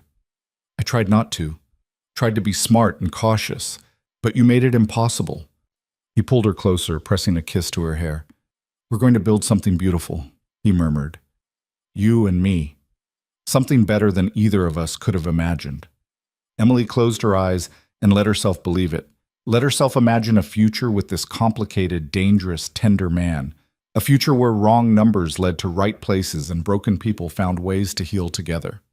Outside, the city hummed with life. Inside, two hearts beat in synchrony, finding rhythm and hope in the spaces between breaths. But the universe had other plans. And happiness, Emily would soon learn, was never guaranteed, especially not in Nikolai Volkov's dangerous world. The first hint of trouble came on a Tuesday afternoon 2 weeks later. Emily was helping Maya with a book report when Victor appeared in the doorway of the community center. He caught her eye and jerked his head toward the hallway. "What's wrong?" Emily asked immediately. Victor never came to the center, never disrupted her work. "Nothing's wrong, but Nikolai wants you to be aware of something." Victor's expression was carefully neutral. There's been some movement from a rival organization. Nothing that concerns you directly, but Nikolai wants security increased around you and the center until things settle down. What kind of movement? The kind I can't discuss in detail. Just know that we're taking precautions. Victor handed her a new phone, sleeker, more expensive than her current one. This has GPS tracking. Keep it with you at all times. If anything feels wrong, anything at all, you press this button. He showed her a red panic button on the side. It alerts me, Mikhail, and Nikolai immediately. Emily took the phone with numb fingers. Should I be worried? No, Nikolai's just being cautious. It's probably nothing. But Victor's eyes said it was definitely something. That night, Nikolai came to her apartment looking exhausted. He pulled her into his arms without a word, just holding her close, breathing her in like she was oxygen. Talk to me, Emily said against his chest. Victor told me about the security increase. What's really going on? Nikolai sighed and led her to the couch. There's a man named Anton Fedorov. He used to work with me years ago. We had a disagreement about business practices. He went his own way, built his own organization. Now he thinks I owe him territory and profit sharing from ventures we're no longer partners in. Is he dangerous? Everyone in my world is dangerous, but yes, Anton is particularly volatile. He's been making noise about taking what he thinks is his. I need to handle it carefully. Emily cupped his face in her hands, forcing him to meet her eyes. Will you be safe? I'm always safe. I have the best security, the best people, the best strategic advantage. Anton is all bluster. But something in Nikolai's eyes suggested he wasn't as confident as his words implied. Promise me you'll be careful. I promise. He kissed her softly. Nothing and no one is going to take me away from you. We have too much to build together. Emily wanted to believe him, tried to believe him, but fear had taken root in her chest, cold and persistent. The security around her increased noticeably over the following days. Victor or Mikhail always nearby when she was at the center. A new doorman at her apartment building who was clearly more bodyguard than employee. Cameras she'd never noticed before suddenly visible everywhere she looked. Nikolai's texts became less frequent, his responses shorter. He was dealing with Anton, Emily knew, handling the threat through channels she didn't understand and probably didn't want to. Then came the Friday that changed everything. Emily was locking up the community center, walking Maya to her mother's car, when a black van pulled up to the curb. Wrong curb. Wrong vehicle. Wrong everything. Her hand went to the panic button, but she wasn't fast enough. 3 men emerged from the van, moving with practiced efficiency. Emily pushed Maya behind her, her heart in her throat. Emily Carter, one of the men said. You're coming with us. Like hell I am. Emily's finger found the panic button and pressed. Held. That won't help you? The man smiled. It was not a kind expression. By the time Volkov's people arrive, you'll already be gone. Now, you can come quietly and spare the child any trauma, or we can do this the hard way. Emily looked at Maya's terrified face and made her choice. Run, she told the girl. Run inside and find Marcus. Tell him to call Nikolai. Go. Maya ran. The men grabbed Emily before she could follow. She fought, remembering the self-defense techniques Mikhail had been teaching her in secret, applying them with desperate strength. She got one man in the nose with her elbow, another in the groin with her knee, but there were 3 of them and one of her, and they were professionals. Something sharp pricked her neck. The world tilted. Emily's last conscious thought was of Nikolai, hoping he would find her, praying he wouldn't be too late this time. Then darkness swallowed her whole. Emily woke to the smell of mildew and old concrete. Her head throbbed where the injection site pulsed beneath her skin. She tried to move and discovered her hands were zip-tied behind her back, secured to a metal chair bolted to the floor. Her ankles were similarly bound. The room was windowless, lit by a single bare bulb hanging from exposed pipes. Water stained the concrete walls. In the corner, a metal door with no handle on the inside. A warehouse, Emily guessed. Abandoned, judging by the dust and decay. She tested the zip ties carefully, remembering something Mikhail had taught her during one of their training sessions. He'd shown her how to break them if she ever needed to, though at the time it had seemed like paranoid overkill. Now she thanked whatever instinct had made her pay attention. The door opened with a screech of protesting metal.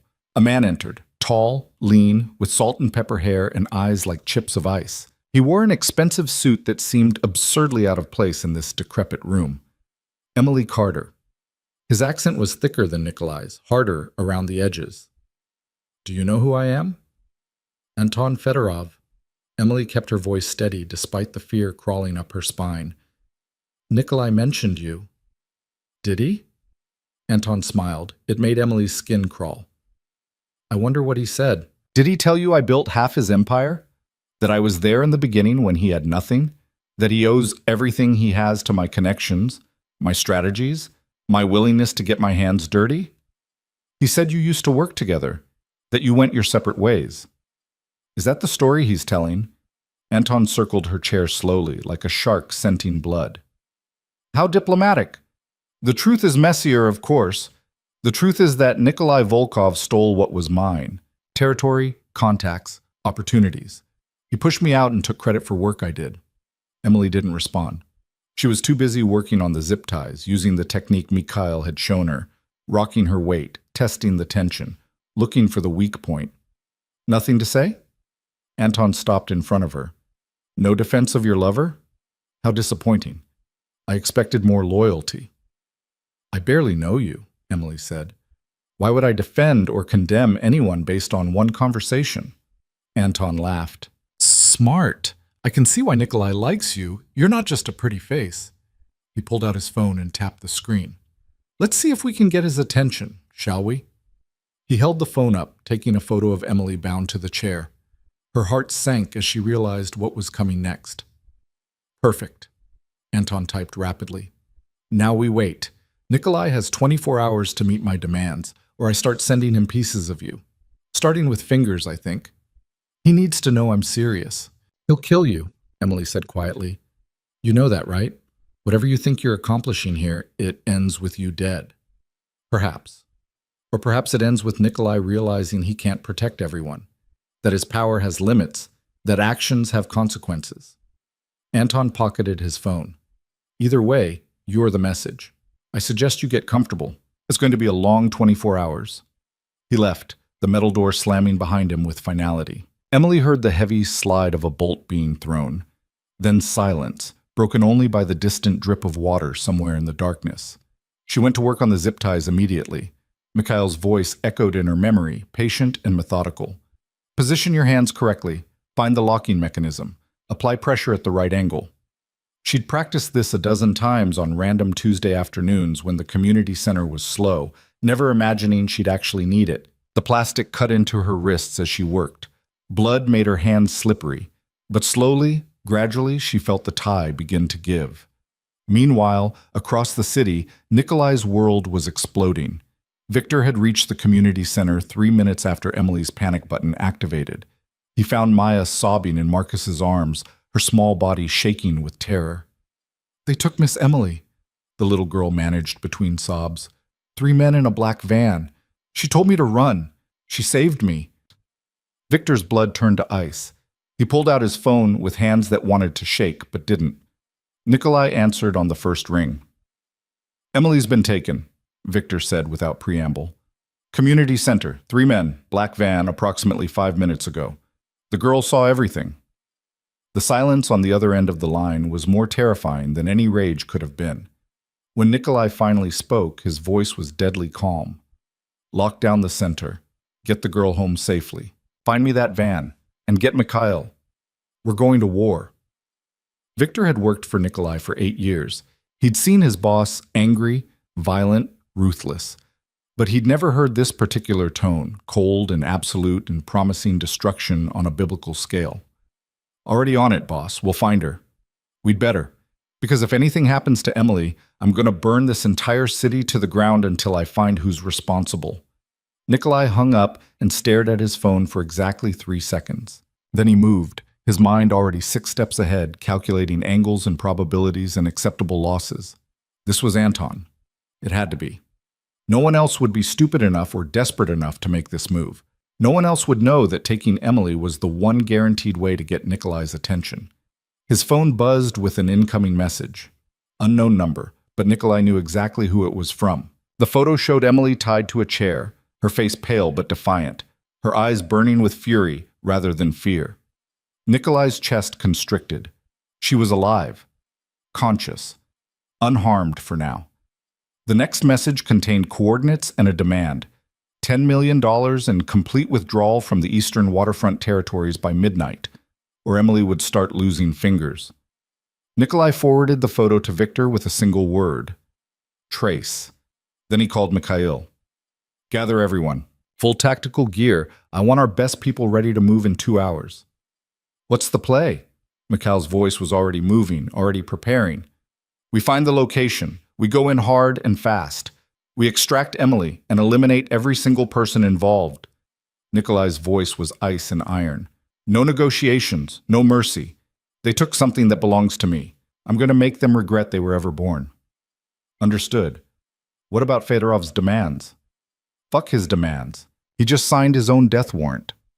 Nikolai ended the call and stood at his office window, looking out at the city that had become his kingdom. Somewhere out there, Emily was frightened and bound and waiting for rescue. Just like 5 years ago, just like Alina had waited while Nikolai wasted precious minutes trying to negotiate, trying to be smart instead of fast. He hadn't been fast enough to save Alina, but he would be fast enough to save Emily. Or he would die trying. His phone rang. Victor. We traced the photo metadata before they could scrub it. Old industrial area, warehouse district near the docks. I'm sending you the exact coordinates now. How certain are you? 90%. The metadata shows a location, but they could have moved her after taking the photo. It's enough. Assemble at the dock warehouse. Silent approach. I want eyes on the building in 30 minutes. Nikolai grabbed his tactical vest from the safe behind his desk. Kevlar reinforced, pockets loaded with ammunition and equipment he'd hoped to never use again. His weapons followed: a Glock 19 for his shoulder holster, a backup pistol for his ankle, combat knife in his boot. He looked at himself in the mirror, a man dressed for war, about to wade into violence to save the woman he loved. This was who he really was, beneath the expensive suits and the charitable donations and the carefully constructed facade of legitimacy. This was the man Moscow had created, the killer Anton Fedorov had just been foolish enough to provoke. Emily had seen glimpses of this side of him, had accepted it, even. But she'd never seen him like this. Full tactical gear, weapons ready, every ounce of civilization stripped away to reveal the predator underneath. Would she still love him after tonight? After she saw what he was truly capable of? Nikolai pushed the thought away. It didn't matter. All that mattered was getting her back alive. In the warehouse, Emily finally felt the zip ties snap. Her hands were free, bloody and raw, but free. She kept them behind her back, not wanting to alert anyone watching through cameras she assumed existed. Her ankles were next. This would be trickier. She'd need to bend forward, work the ties with her freed hands, all while maintaining the appearance of being restrained.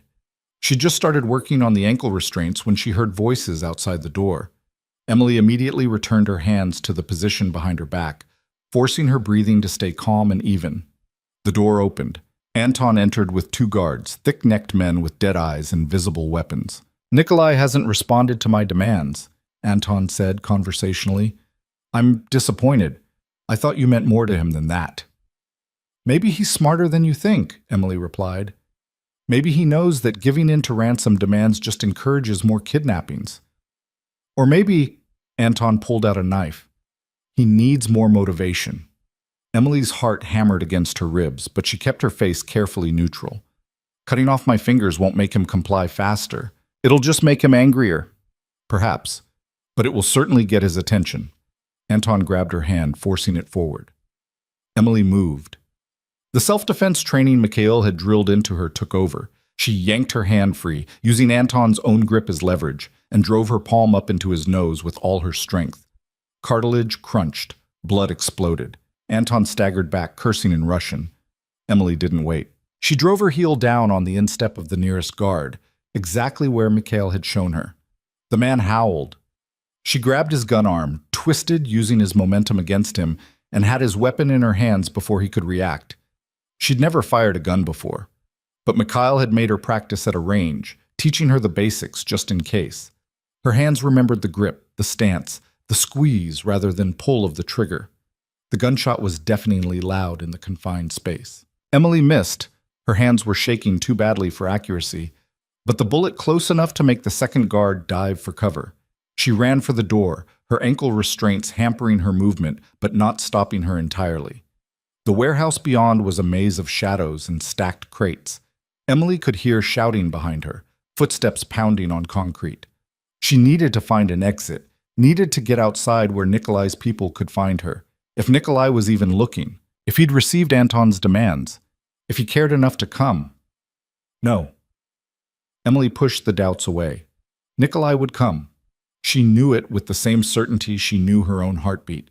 He would move heaven and earth to find her. But until he arrived, she had to save herself. Emily ducked behind a shipping container, working frantically at the ankle restraints. The zip ties finally gave way just as she heard footsteps approaching her position. She kicked off her shoes, too loud, too unstable, and moved silently in bare feet toward what looked like a loading dock door. Locked. Of course it was locked. There! Someone spotted her. Emily ran again, this time toward a rusted staircase that led to an upper level. Her lungs burned. Her wrists screamed where the zip ties had cut deep, but fear and adrenaline kept her moving. She reached the second level and found herself on a metal catwalk overlooking the warehouse floor. Below she could see Anton and at least 6 armed men spreading out to search for her. Too many. Even if she still had the gun, which she'd dropped somewhere in her flight, she couldn't fight 7 men. She needed to hide, needed to wait for rescue, needed to stay alive long enough for Nikolai to find her. Emily spotted an office area at the far end of the catwalk. She moved toward it as silently as possible, praying the old metal wouldn't betray her with creaking. She almost made it. "On the catwalk!" someone shouted. Gunfire erupted. Emily dove through the office door as bullets sparked off metal behind her. She slammed the door and looked frantically for something to barricade it with. The office was empty except for a rusted desk and a filing cabinet. Emily shoved the desk against the door just as someone threw their weight against it from the other side. The desk held, but barely. She was trapped. No other exit, no weapons, no way out. Emily pulled out the phone Victor had given her, praying it still had battery and signal. She pressed the panic button again, holding it down, then typed a quick message to Nikolai. "Warehouse near docks, second floor office. Maybe 7 hostiles. I love you." She hit send just as the desk began to splinter under repeated impacts. Outside the warehouse, Nikolai crouched in the shadows with Victor, Mikhail, and 8 of his best operators. They'd arrived to find the building exactly where the metadata indicated. A decrepit warehouse in a district that had seen better decades. Thermal imaging showed multiple heat signatures inside. Victor had counted at least 8, possibly more. 2 entry points, Mikhail reported quietly. Main loading dock and a side entrance, both accessible. Nikolai was studying the thermal readouts when his phone buzzed. Emily's message lit up his screen. Relief and terror hit him simultaneously. She was alive. She was mobile enough to text, but she was trapped in an office with 7 armed men between her and freedom. "Change of plans," Nikolai said, his voice deadly calm. "Emily's on the second floor, northwest corner. We go in hard, we go in fast, and we don't stop until she's safe. Anyone who isn't Emily is a hostile.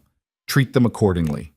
His team nodded, checking weapons and gear with the practiced efficiency of professionals.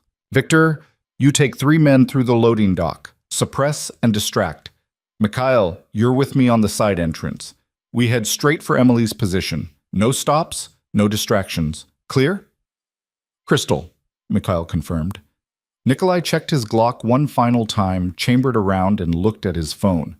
Emily's message stared back at him. "I love you." "If anything happens to me," Nikolai said quietly to Victor, "make sure Emily gets everything. The properties, the accounts, all of it. And make sure Anton Fedorov dies screaming. Nothing's happening to you, boss. We're getting her back. Move out." They split into 2 teams. Nikolai watched Victor's group disappear toward the loading dock, then turned to Mikhail. "Ready?" "Always."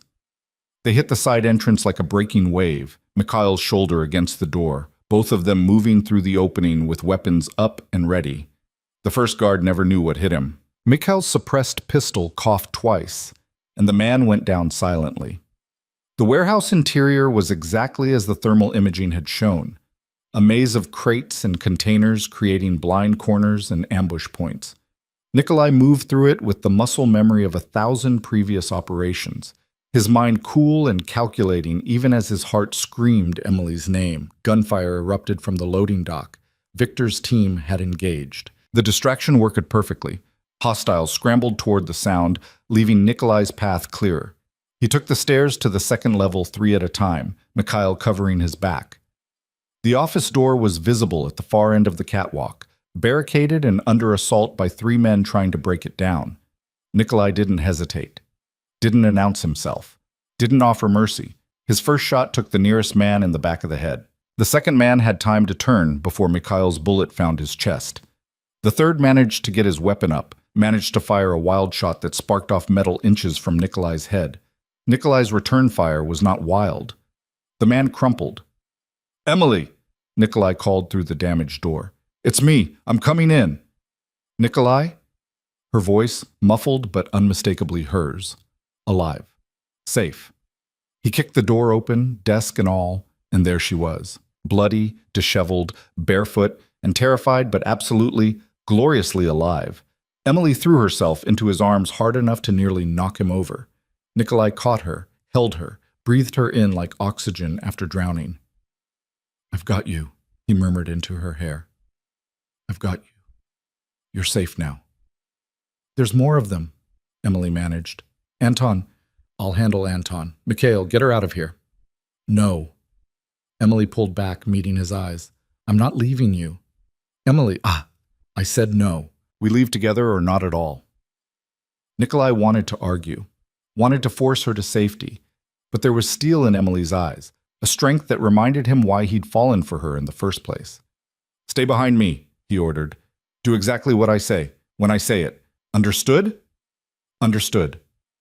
They moved as a unit, Nikolai on point, Emily in the middle, Mikhail bringing up the rear. The catwalk offered a clear view of the warehouse floor below, where Victor's team had the remaining hostiles pinned down. All except one. Anton Fedorov stood in the center of the floor, gun drawn, blood from his broken nose staining his expensive suit. He looked up and saw Nikolai. "There you are!" Anton's laugh was slightly hysterical. "The great Nikolai Volkov coming to rescue his woman. How romantic!" "It's over, Anton," Nikolai called down. "Your men are dead or dying. Let it end here." "And we're just getting started." Anton grabbed one of Victor's downed men, wounded but alive, and pressed his gun to the man's head. "Come down here and face me like a man, or I execute your soldier." Nikolai's jaw tightened. The man Anton held was Dmitri, one of his longest-serving operators. A good man, a loyal man. "Don't," Emily whispered. "It's a trap." "I know." Nikolai handed his backup pistol to Mikhail. "Keep her safe, no matter what happens. Keep her safe." "Boss, that's an order." Nikolai descended the stairs with his hands visible and empty, his primary weapon holstered. Every instinct screamed trap, but he couldn't let Dmitri die. Couldn't sacrifice his people, not even to ensure his own safety. Anton's smile widened as Nikolai reached the floor. "There's the Nikolai I remember, still playing the hero, still pretending to be better than he is." "Let him go, Anton. Your fight is with me." "My fight was always with you." Anton shoved Dmitri aside and raised his gun. "You took everything from me, my territory, my reputation, my future. Now I'm going to take everything from you." He fired. The bullet caught Nikolai in the shoulder, spinning him around. He went down hard, his vision whiting out from the impact. Emily screamed his name. Anton swung his gun toward the catwalk, toward Emily. Nikolai moved through pain and shock and the absolute certainty that he could not, would not, let Anton hurt her. His hand found his holster, drew his weapon, fired. One shot, center mass, just like he'd been trained. Anton staggered, looked down at the spreading red stain on his chest with an expression of genuine surprise. "You always were faster than me," he said, almost conversationally. Then he fell. The warehouse erupted in controlled chaos. Victor's team securing the perimeter. Mikhail racing down the stairs with Emily. Emily reaching Nikolai's side, her hands already applying pressure to his wound. "Don't you dare die on me," she said fiercely, tears streaming down her face. "Not after all this. Not now. Not planning on it." Nikolai managed a weak smile despite the fire in his shoulder. Takes more than one bullet to stop me. Ambulance is 3 minutes out, Victor reported. Police will be here in 5.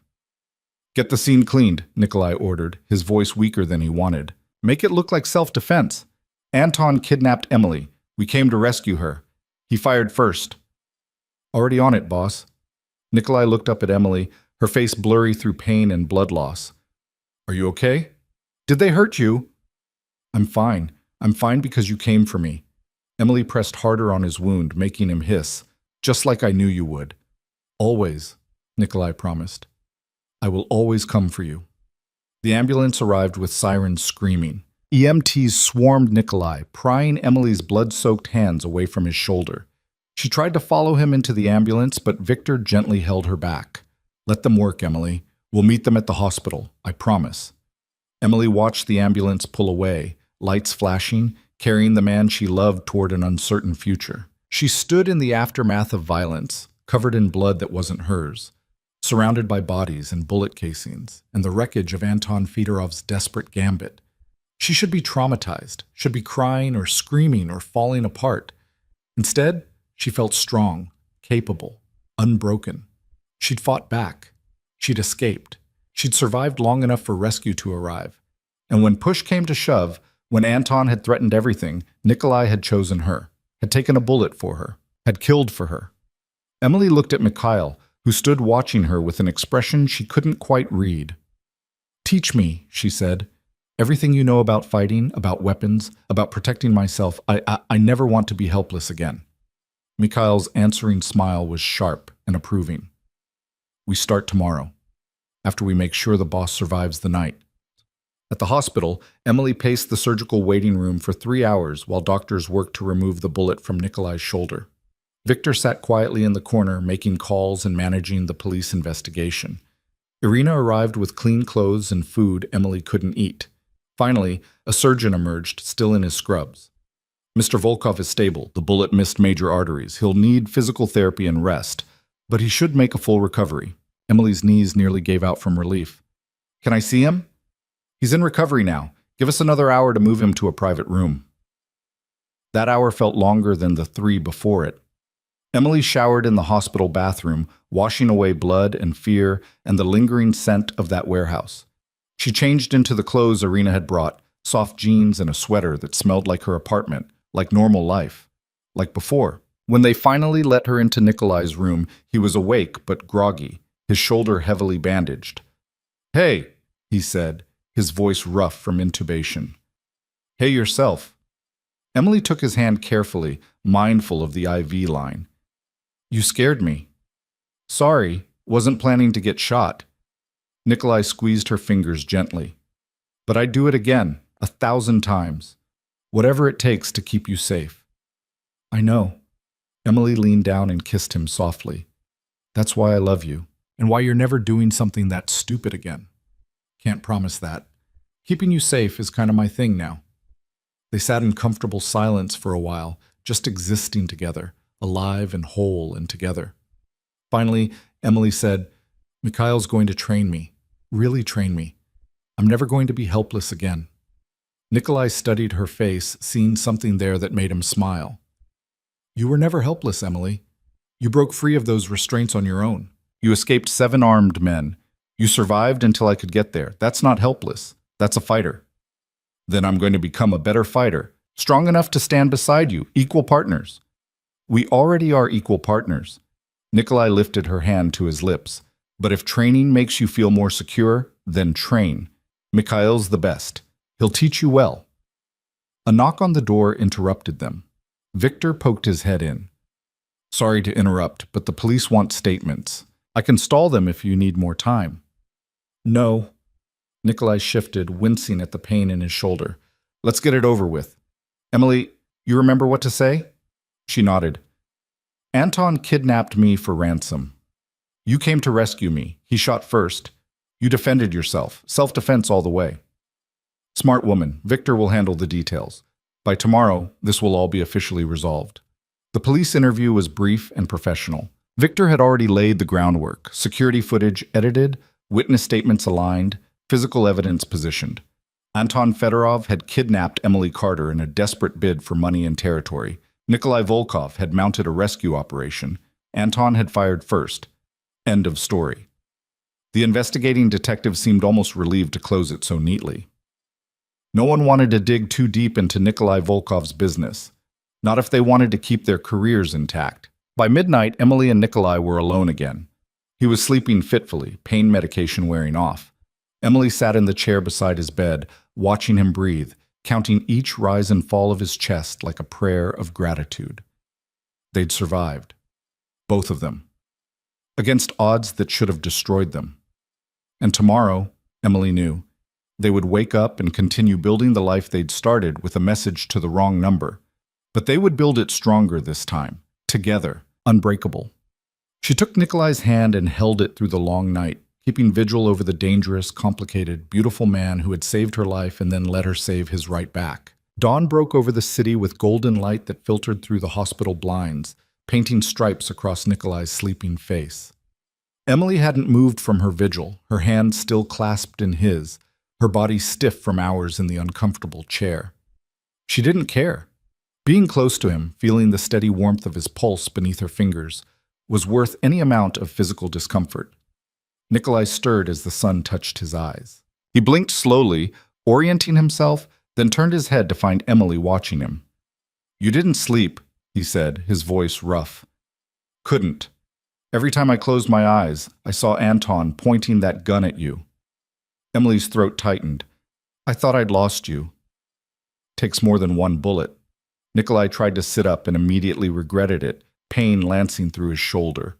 "Though I'll admit, this hurts more than I expected." "That's because you're human, despite what you seem to think." Emily stood and adjusted his pillows carefully. "The doctor said 6 weeks minimum for recovery. No work, no stress, just rest and physical therapy." 6 weeks? Nikolai looked horrified. "I can't take 6 weeks off. The businesses, the operations, will run fine without you. Victor and Mikhail are perfectly capable of managing things. You taught them well." Emily's tone left no room for argument. "You're taking the time to heal properly. End of discussion." Something shifted in Nikolai's expression, surprise giving way to amusement, then to something deeper. "You're not afraid of me anymore, are you?" "I was never afraid of you. I was afraid of needing you, of depending on someone again after Travis." Emily sat on the edge of his bed. "But last night taught me something important. Needing someone doesn't make you weak. It makes you human. And I need you, Nikolai. Not because I can't survive without you, but because I don't want to." Nikolai reached up with his good arm and cupped her face. "I need you too, more than I've needed anyone in my entire life. You make me want to be better than I am, to build something clean and good and worth protecting." "Then let's do it, together." Emily leaned into his touch. "But first, you heal. Doctor's orders." The weeks that followed established a new rhythm. Nikolai was a terrible patient, restless, impatient, constantly trying to work from his hospital bed until Emily threatened to have Victor confiscate his phone. She visited every day, bringing updates from the community center, stories about the children, small pieces of normalcy to combat the sterile hospital environment. Maya came once, clutching a handmade card covered in hearts and crayon drawings. "Thank you for saving Miss Emily," she whispered to Nikolai, her eyes huge and serious. "She's my favorite teacher." "Mine too," Nikolai said gently, accepting the card like it was made of gold. "Thank you for being brave and getting help. You saved her life too." The little girl beamed and threw her arms around Emily, and something in Nikolai's chest cracked open at the sight. This was what Emily had brought into his life. Connections, meaning, reasons to be better than the violent man Moscow had created. After 10 days, the doctors released Nikolai with strict instructions about physical therapy and wound care. Emily insisted he recover at her apartment rather than his penthouse. "You need someone to make sure you don't overdo it," she explained, brooking no argument. "And I'm not commuting to your place every day to babysit you." "Babysit?" Nikolai raised an eyebrow despite the pain medication making him drowsy. "Is that what we're calling it? Would you prefer forcibly preventing you from being an idiot? I prefer letting my girlfriend take care of me because she loves me." "That too." Emily kissed him softly. Now get in the car before I change my mind and let you suffer alone in your fancy penthouse. Living together, even temporarily, revealed new dimensions of their relationship. Emily learned that Nikolai was grumpy in the mornings before coffee, that he slept fitfully when in pain, that he had nightmares sometimes about Moscow and things he'd done that still haunted him. Nikolai discovered that Emily sang off-key in the shower, that she read compulsively before bed, that she talked in her sleep about the children at the center. They learned to navigate each other's space and habits, learned to coexist in comfortable silence, learned that love wasn't just the grand gestures and dramatic rescues. It was also helping someone change their bandages, making sure they took their medication, sitting together in the quiet evening watching the city lights. Mikhail came by 3 times a week for Emily's training. He was a patient but demanding instructor, pushing her to master techniques that might save her life someday. Emily threw herself into the lessons with fierce determination, her body remembering the helplessness of being tied to that chair, the terror of Anton's knife. Never again. She would never be that vulnerable again. "You're getting good," Mikhail commented after she successfully executed a disarm technique. "Your instincts are solid. You just need more practice." "Then I'll practice." Emily reset her stance. Again. From the couch, Nikolai watched with a mixture of pride and concern. He wanted Emily safe, wanted her strong, but part of him hated that she needed these skills, that his world had forced her to become a fighter. As if reading his thoughts, Emily crossed to him after the session ended. "Stop brooding. This isn't your fault." "Isn't it? If you'd never met me, I'd probably be dead. Travis would have killed me eventually. You saved my life, Nikolai. Everything that's happened since then, the good and the bad, is because I'm alive. I'll take that trade every single time." She was right, and Nikolai knew it. But guilt was a persistent companion, whispering that Emily deserved better than a man with blood on his hands and enemies who might try to hurt her again. "What are you thinking?" Emily asked, settling beside him on the couch. "That I should let you go, for your own safety." Emily's expression hardened. "Try it, and I'll use everything Mikhail's teaching me to kick your ass. We're past the point of noble sacrifices, Nikolai. We're in this together, for better or worse. You don't get to make that choice for me. Even knowing how dangerous my world is, even after Anton, especially after Anton." Emily took his hand. "He tried to use me to hurt you. He failed. We won. And every day we're together, we keep winning. I'm not running from that." Nikolai pulled her close, mindful of his healing shoulder, and buried his face in her hair. "I love you. So much it terrifies me sometimes." "Good. Love should be a little terrifying. It means it matters." Emily tilted her face up to kiss him. "Now stop trying to protect me from yourself. I'm a grown woman who knows exactly what she's getting into." 6 weeks after the shooting, Nikolai returned to work with a clean bill of health and a new perspective. The bullet wound had given him time to think, to reevaluate, to consider Emily's words about building something better. He called a meeting with his top people, Victor, Mikhail, and the heads of his various operations. "We're going legitimate," he announced without preamble. "All of it. The gray area operations, the questionable imports, anything that could bring law enforcement attention. We're transitioning everything to legal enterprises over the next year." Victor's eyebrows rose. "That's a significant shift, boss. Some people won't be happy about it." "Then they can find new employment. I'm done operating in shadows. I'm done watching over my shoulder, wondering who's going to be the next Anton Fedorov. We have enough legitimate revenue streams to make this work.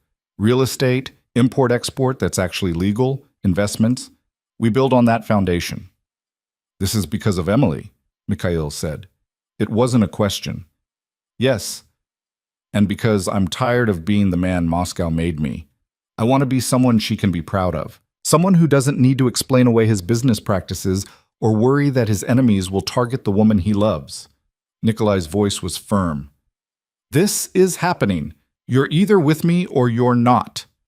Victor and Mikhail exchanged glances, then nodded in unison. "We're with you," Victor said. "We've always been with you. If you want to go clean, we'll help make it happen." The transition took months of careful planning and execution. Operations were shut down or sold. Questionable partnerships were dissolved. Money was moved, laundered through legitimate channels, invested in businesses that could withstand scrutiny. It wasn't easy, and it wasn't always smooth. But slowly, methodically, Nikolai Volkov transformed from a crime lord operating in the shadows to a legitimate businessman building an empire in the light. Through it all, Emily was his constant. She worked at the community center, her bond with the children deepening with each passing day. She continued her training with Mikhail until she could hold her own in a fight. She took online classes and finished her degree. She moved into Nikolai's penthouse properly, making the sterile space feel like a home with books and plants and photographs of the children she'd grown to love. And she loved Nikolai with a fierce, uncompromising devotion that transformed them both. 1 year after the warehouse, on a crisp autumn evening that reminded Emily of the day she'd sent that fateful wrong number text, Nikolai took her back to the community center. The building had been renovated over the past months. New paint, new floors, new equipment. Nikolai had poured money into it, transforming it from a barely surviving charity into a state-of-the-art facility that could serve hundreds of children. "Why are we here?" Emily asked as Nikolai led her through the empty building. "It's Saturday. No one's here. Just trust me." He brought her to the gymnasium, which had been decorated with strings of lights and flowers. Patricia, Marcus, Sophia, and Tom stood off to one side, all dressed up and smiling. Victor and Mikhail flanked the entrance in suits, looking uncomfortable but pleased. Irina dabbed at her eyes with a handkerchief, and in the center of the room stood a small platform, the children's artwork creating a backdrop of color and joy. Emily's breath caught as understanding dawned. Nikolai turned to face her, taking both her hands in his. "A year ago, you sent a text message to the wrong number. You were desperate and afraid and looking for help. That message changed both our lives. It saved you from Travis. But Emily, it also saved me." "Nikolai, let me finish." He squeezed her hands gently. "Before you, I was a man who'd forgotten how to feel anything beyond anger and ambition. I'd built an empire, but it was hollow, empty. Then you came into my life and reminded me what it meant to be human, to care, to want to be better." He released one of her hands to reach into his pocket, withdrawing a small velvet box. Emily's eyes filled with tears. "You've made me want to build something real and good. You've shown me that redemption is possible, that the past doesn't have to define the future, and I want to spend the rest of my life building that future with you." Nikolai opened the box, revealing a ring that caught the fairy lights and sparkled like captured stars.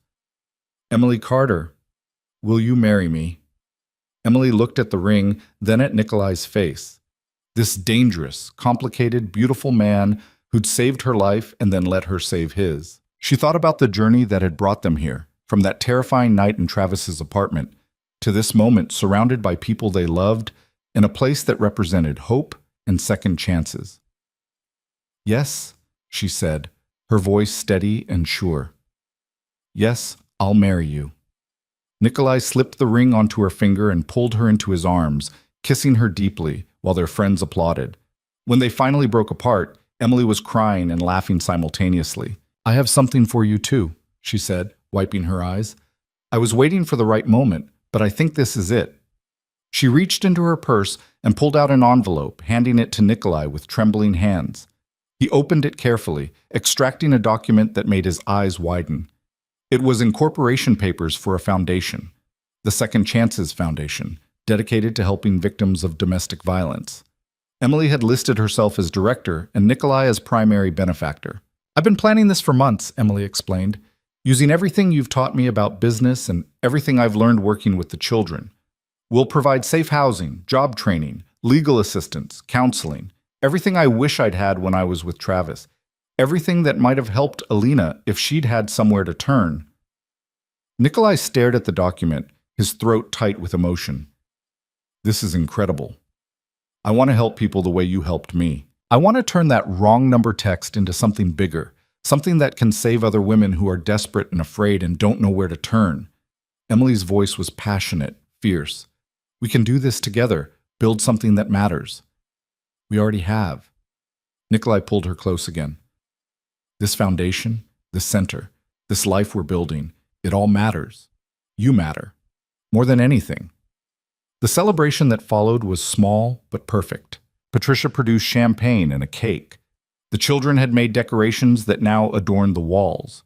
Maya presented Emily with another handmade card, this one declaring Best Teacher and Future Bride in careful crayon letters. As the evening wound down and their friends began to leave, Emily and Nikolai stood together at the window of the gymnasium, looking out at the neighborhood they were helping to transform. "Do you ever regret it?" Nikolai asked quietly. "Sending that text to the wrong number? Everything that came after?" Emily turned to face him, her engagement ring catching the light. "Not for 1 second. That text brought me to you. It brought me to this life, these children, this purpose. How could I ever regret that? Even the hard parts? Anton, the violence, seeing sides of me that most people would run from? Especially the hard parts. They proved we're strong enough to survive anything together." Emily reached up to touch his face. "You asked me once what we do about falling for each other. Remember?" "I remember." "Well, I have an answer now. We keep falling, deeper and harder every day. We build a life and a family and a future. We help people who need it, and we never, ever forget how lucky we are to have found each other, even if it took a wrong number to do it." Nikolai kissed her then, pouring everything he felt into the gesture, love and gratitude and promise and hope. When they separated, both were smiling.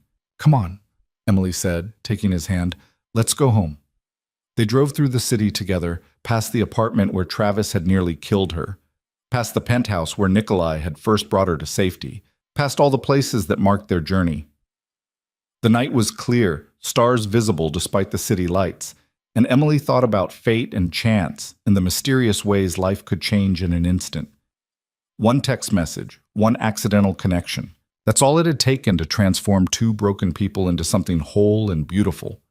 6 months later, they were married in a small ceremony at the community center, surrounded by the children Emily had grown to love, and the family Nikolai had built from loyalty and trust. Maya was the flower girl, taking her role with appropriate seriousness. Victor and Mikhail stood as groomsmen, looking slightly uncomfortable in their formal wear, but genuinely happy for their boss. Patricia officiated, her voice warm with emotion as she spoke about second chances and found families. Emily wore a simple white dress, her hair loose around her shoulders. Nikolai wore a dark suit, his hand steady as he slipped the wedding band onto her finger. They exchanged vows they'd written themselves, promises of partnership and protection, of building something beautiful from broken pieces, of choosing each other every single day. When Patricia pronounced them married, the children erupted in cheers. Nikolai kissed his wife while their found family celebrated around them, and Emily thought her heart might burst from happiness. The reception was held right there in the gymnasium, the same space where Nikolai had proposed. Someone had hung more lights, and the children's artwork created a backdrop of color and joy. There was cake and music and laughter, and for one perfect evening, the past didn't matter. Only the present, only this moment, only the future stretching out before them. Late in the evening, when the children had gone home and the adults were winding down, Nikolai pulled Emily onto the makeshift dance floor. They swayed together to soft music, her head on his shoulder, his arms around her waist. "What are you thinking?" Emily asked, her voice muffled against his chest. "That I'm the luckiest man alive, that you're the best thing that ever happened to me, that I can't wait to see what we build together. We've already built so much, and we're just getting started." Nikolai pulled back to look at her face. "The foundation launches next month. We're opening 2 more community centers by the end of the year. Victor's completely transitioned all the businesses to legitimate operations. We're building an empire, Emily, but this time, it's one we can be proud of." Emily smiled up at him, this dangerous man who'd become her salvation and her partner. "I love you, Nikolai Volkov." "I love you too, Emily Volkov." He tested her new name, liking the sound of it. "My wife, my partner, my everything." They danced until the music stopped and the lights dimmed until they were the last ones left in the building. Then they drove home together to the penthouse that Emily had transformed into a real home, filled with books and laughter and evidence of a life being lived fully. That night, as they lay tangled together in bed, Emily's phone buzzed on the nightstand. She reached for it drowsily, expecting a message from Patricia or one of the community center staff. Instead, it was from an unknown number. Emily's blood ran cold for just a moment, memories of that desperate night flooding back. But then she read the message, and everything changed. I saw your foundation announcement. I've been with my abusive boyfriend for 2 years, and I don't know how to leave. Can you help me? Please. Emily sat up, her heart racing. She looked at Nikolai, who had sensed her tension and was watching her with concern. What is it? A woman asking for help. She saw the foundation announcement. Emily's voice was thick with emotion. Nikolai, this is it. This is why we did all of this. So women like me, like her, have somewhere to turn when they're desperate. What are you going to do? Emily looked at the message again, remembering what it felt like to be that desperate, that afraid, that lost. Then she started typing. Where are you? We can help. You're not alone anymore. She hit send and looked at Nikolai. We're going to help her, just like you helped me. We're going to give her a second chance.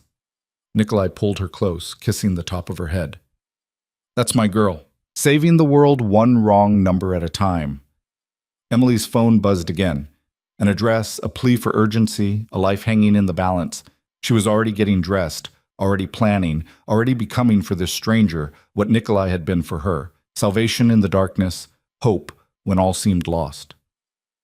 Nikolai dressed too, calling Victor to coordinate, falling into the familiar rhythm of a rescue operation. But this time it wasn't about violence or revenge. It was about something better, something that mattered. As they headed out into the night, Emily thought about the journey that had brought them here. From victim to survivor to rescuer. From broken to healing to whole. From a desperate text to the wrong number to a life filled with purpose and love and second chances. The city spread out before them, full of people who needed help, who were lost and afraid and looking for hope. And Emily and Nikolai would be there for them, building something beautiful from their own broken pieces, proving that sometimes the wrong number is exactly the right one. Behind them, the penthouse stood warm and welcoming, a home built on foundation of trust and love. Inside, the incorporation papers for the Second Chances Foundation sat on the desk, ready to change lives. On the wall, a framed photo showed Emily and Nikolai on their wedding day, surrounded by children and chosen family, all of them smiling. And in Emily's purse, her phone held that original text message thread, the one that had started everything. Please help me, he's going to kill me. Where are you? Stay inside, I'm on my way. She'd kept it, a reminder of how far she'd come, how much she'd grown, how one moment of terror had led to a lifetime of love. It was proof that redemption was possible, that broken people could heal, that wrong numbers could lead to right places. As they drove through the city toward another woman who needed saving, Emily took Nikolai's hand and held it tight. They were partners now, in marriage and in mission, building a future one rescue at a time. And somewhere in the darkness, a frightened woman waited for salvation to arrive, not knowing that her message had reached two people who understood her fear intimately, who had walked through their own fire and emerged stronger, who would move heaven and earth to give her what they'd found. A second chance, a new beginning, a message to the wrong number that would change everything, just like it had for Emily Carter and Nikolai Volkov, whose love story had started with 3 desperate words and a stranger who answered.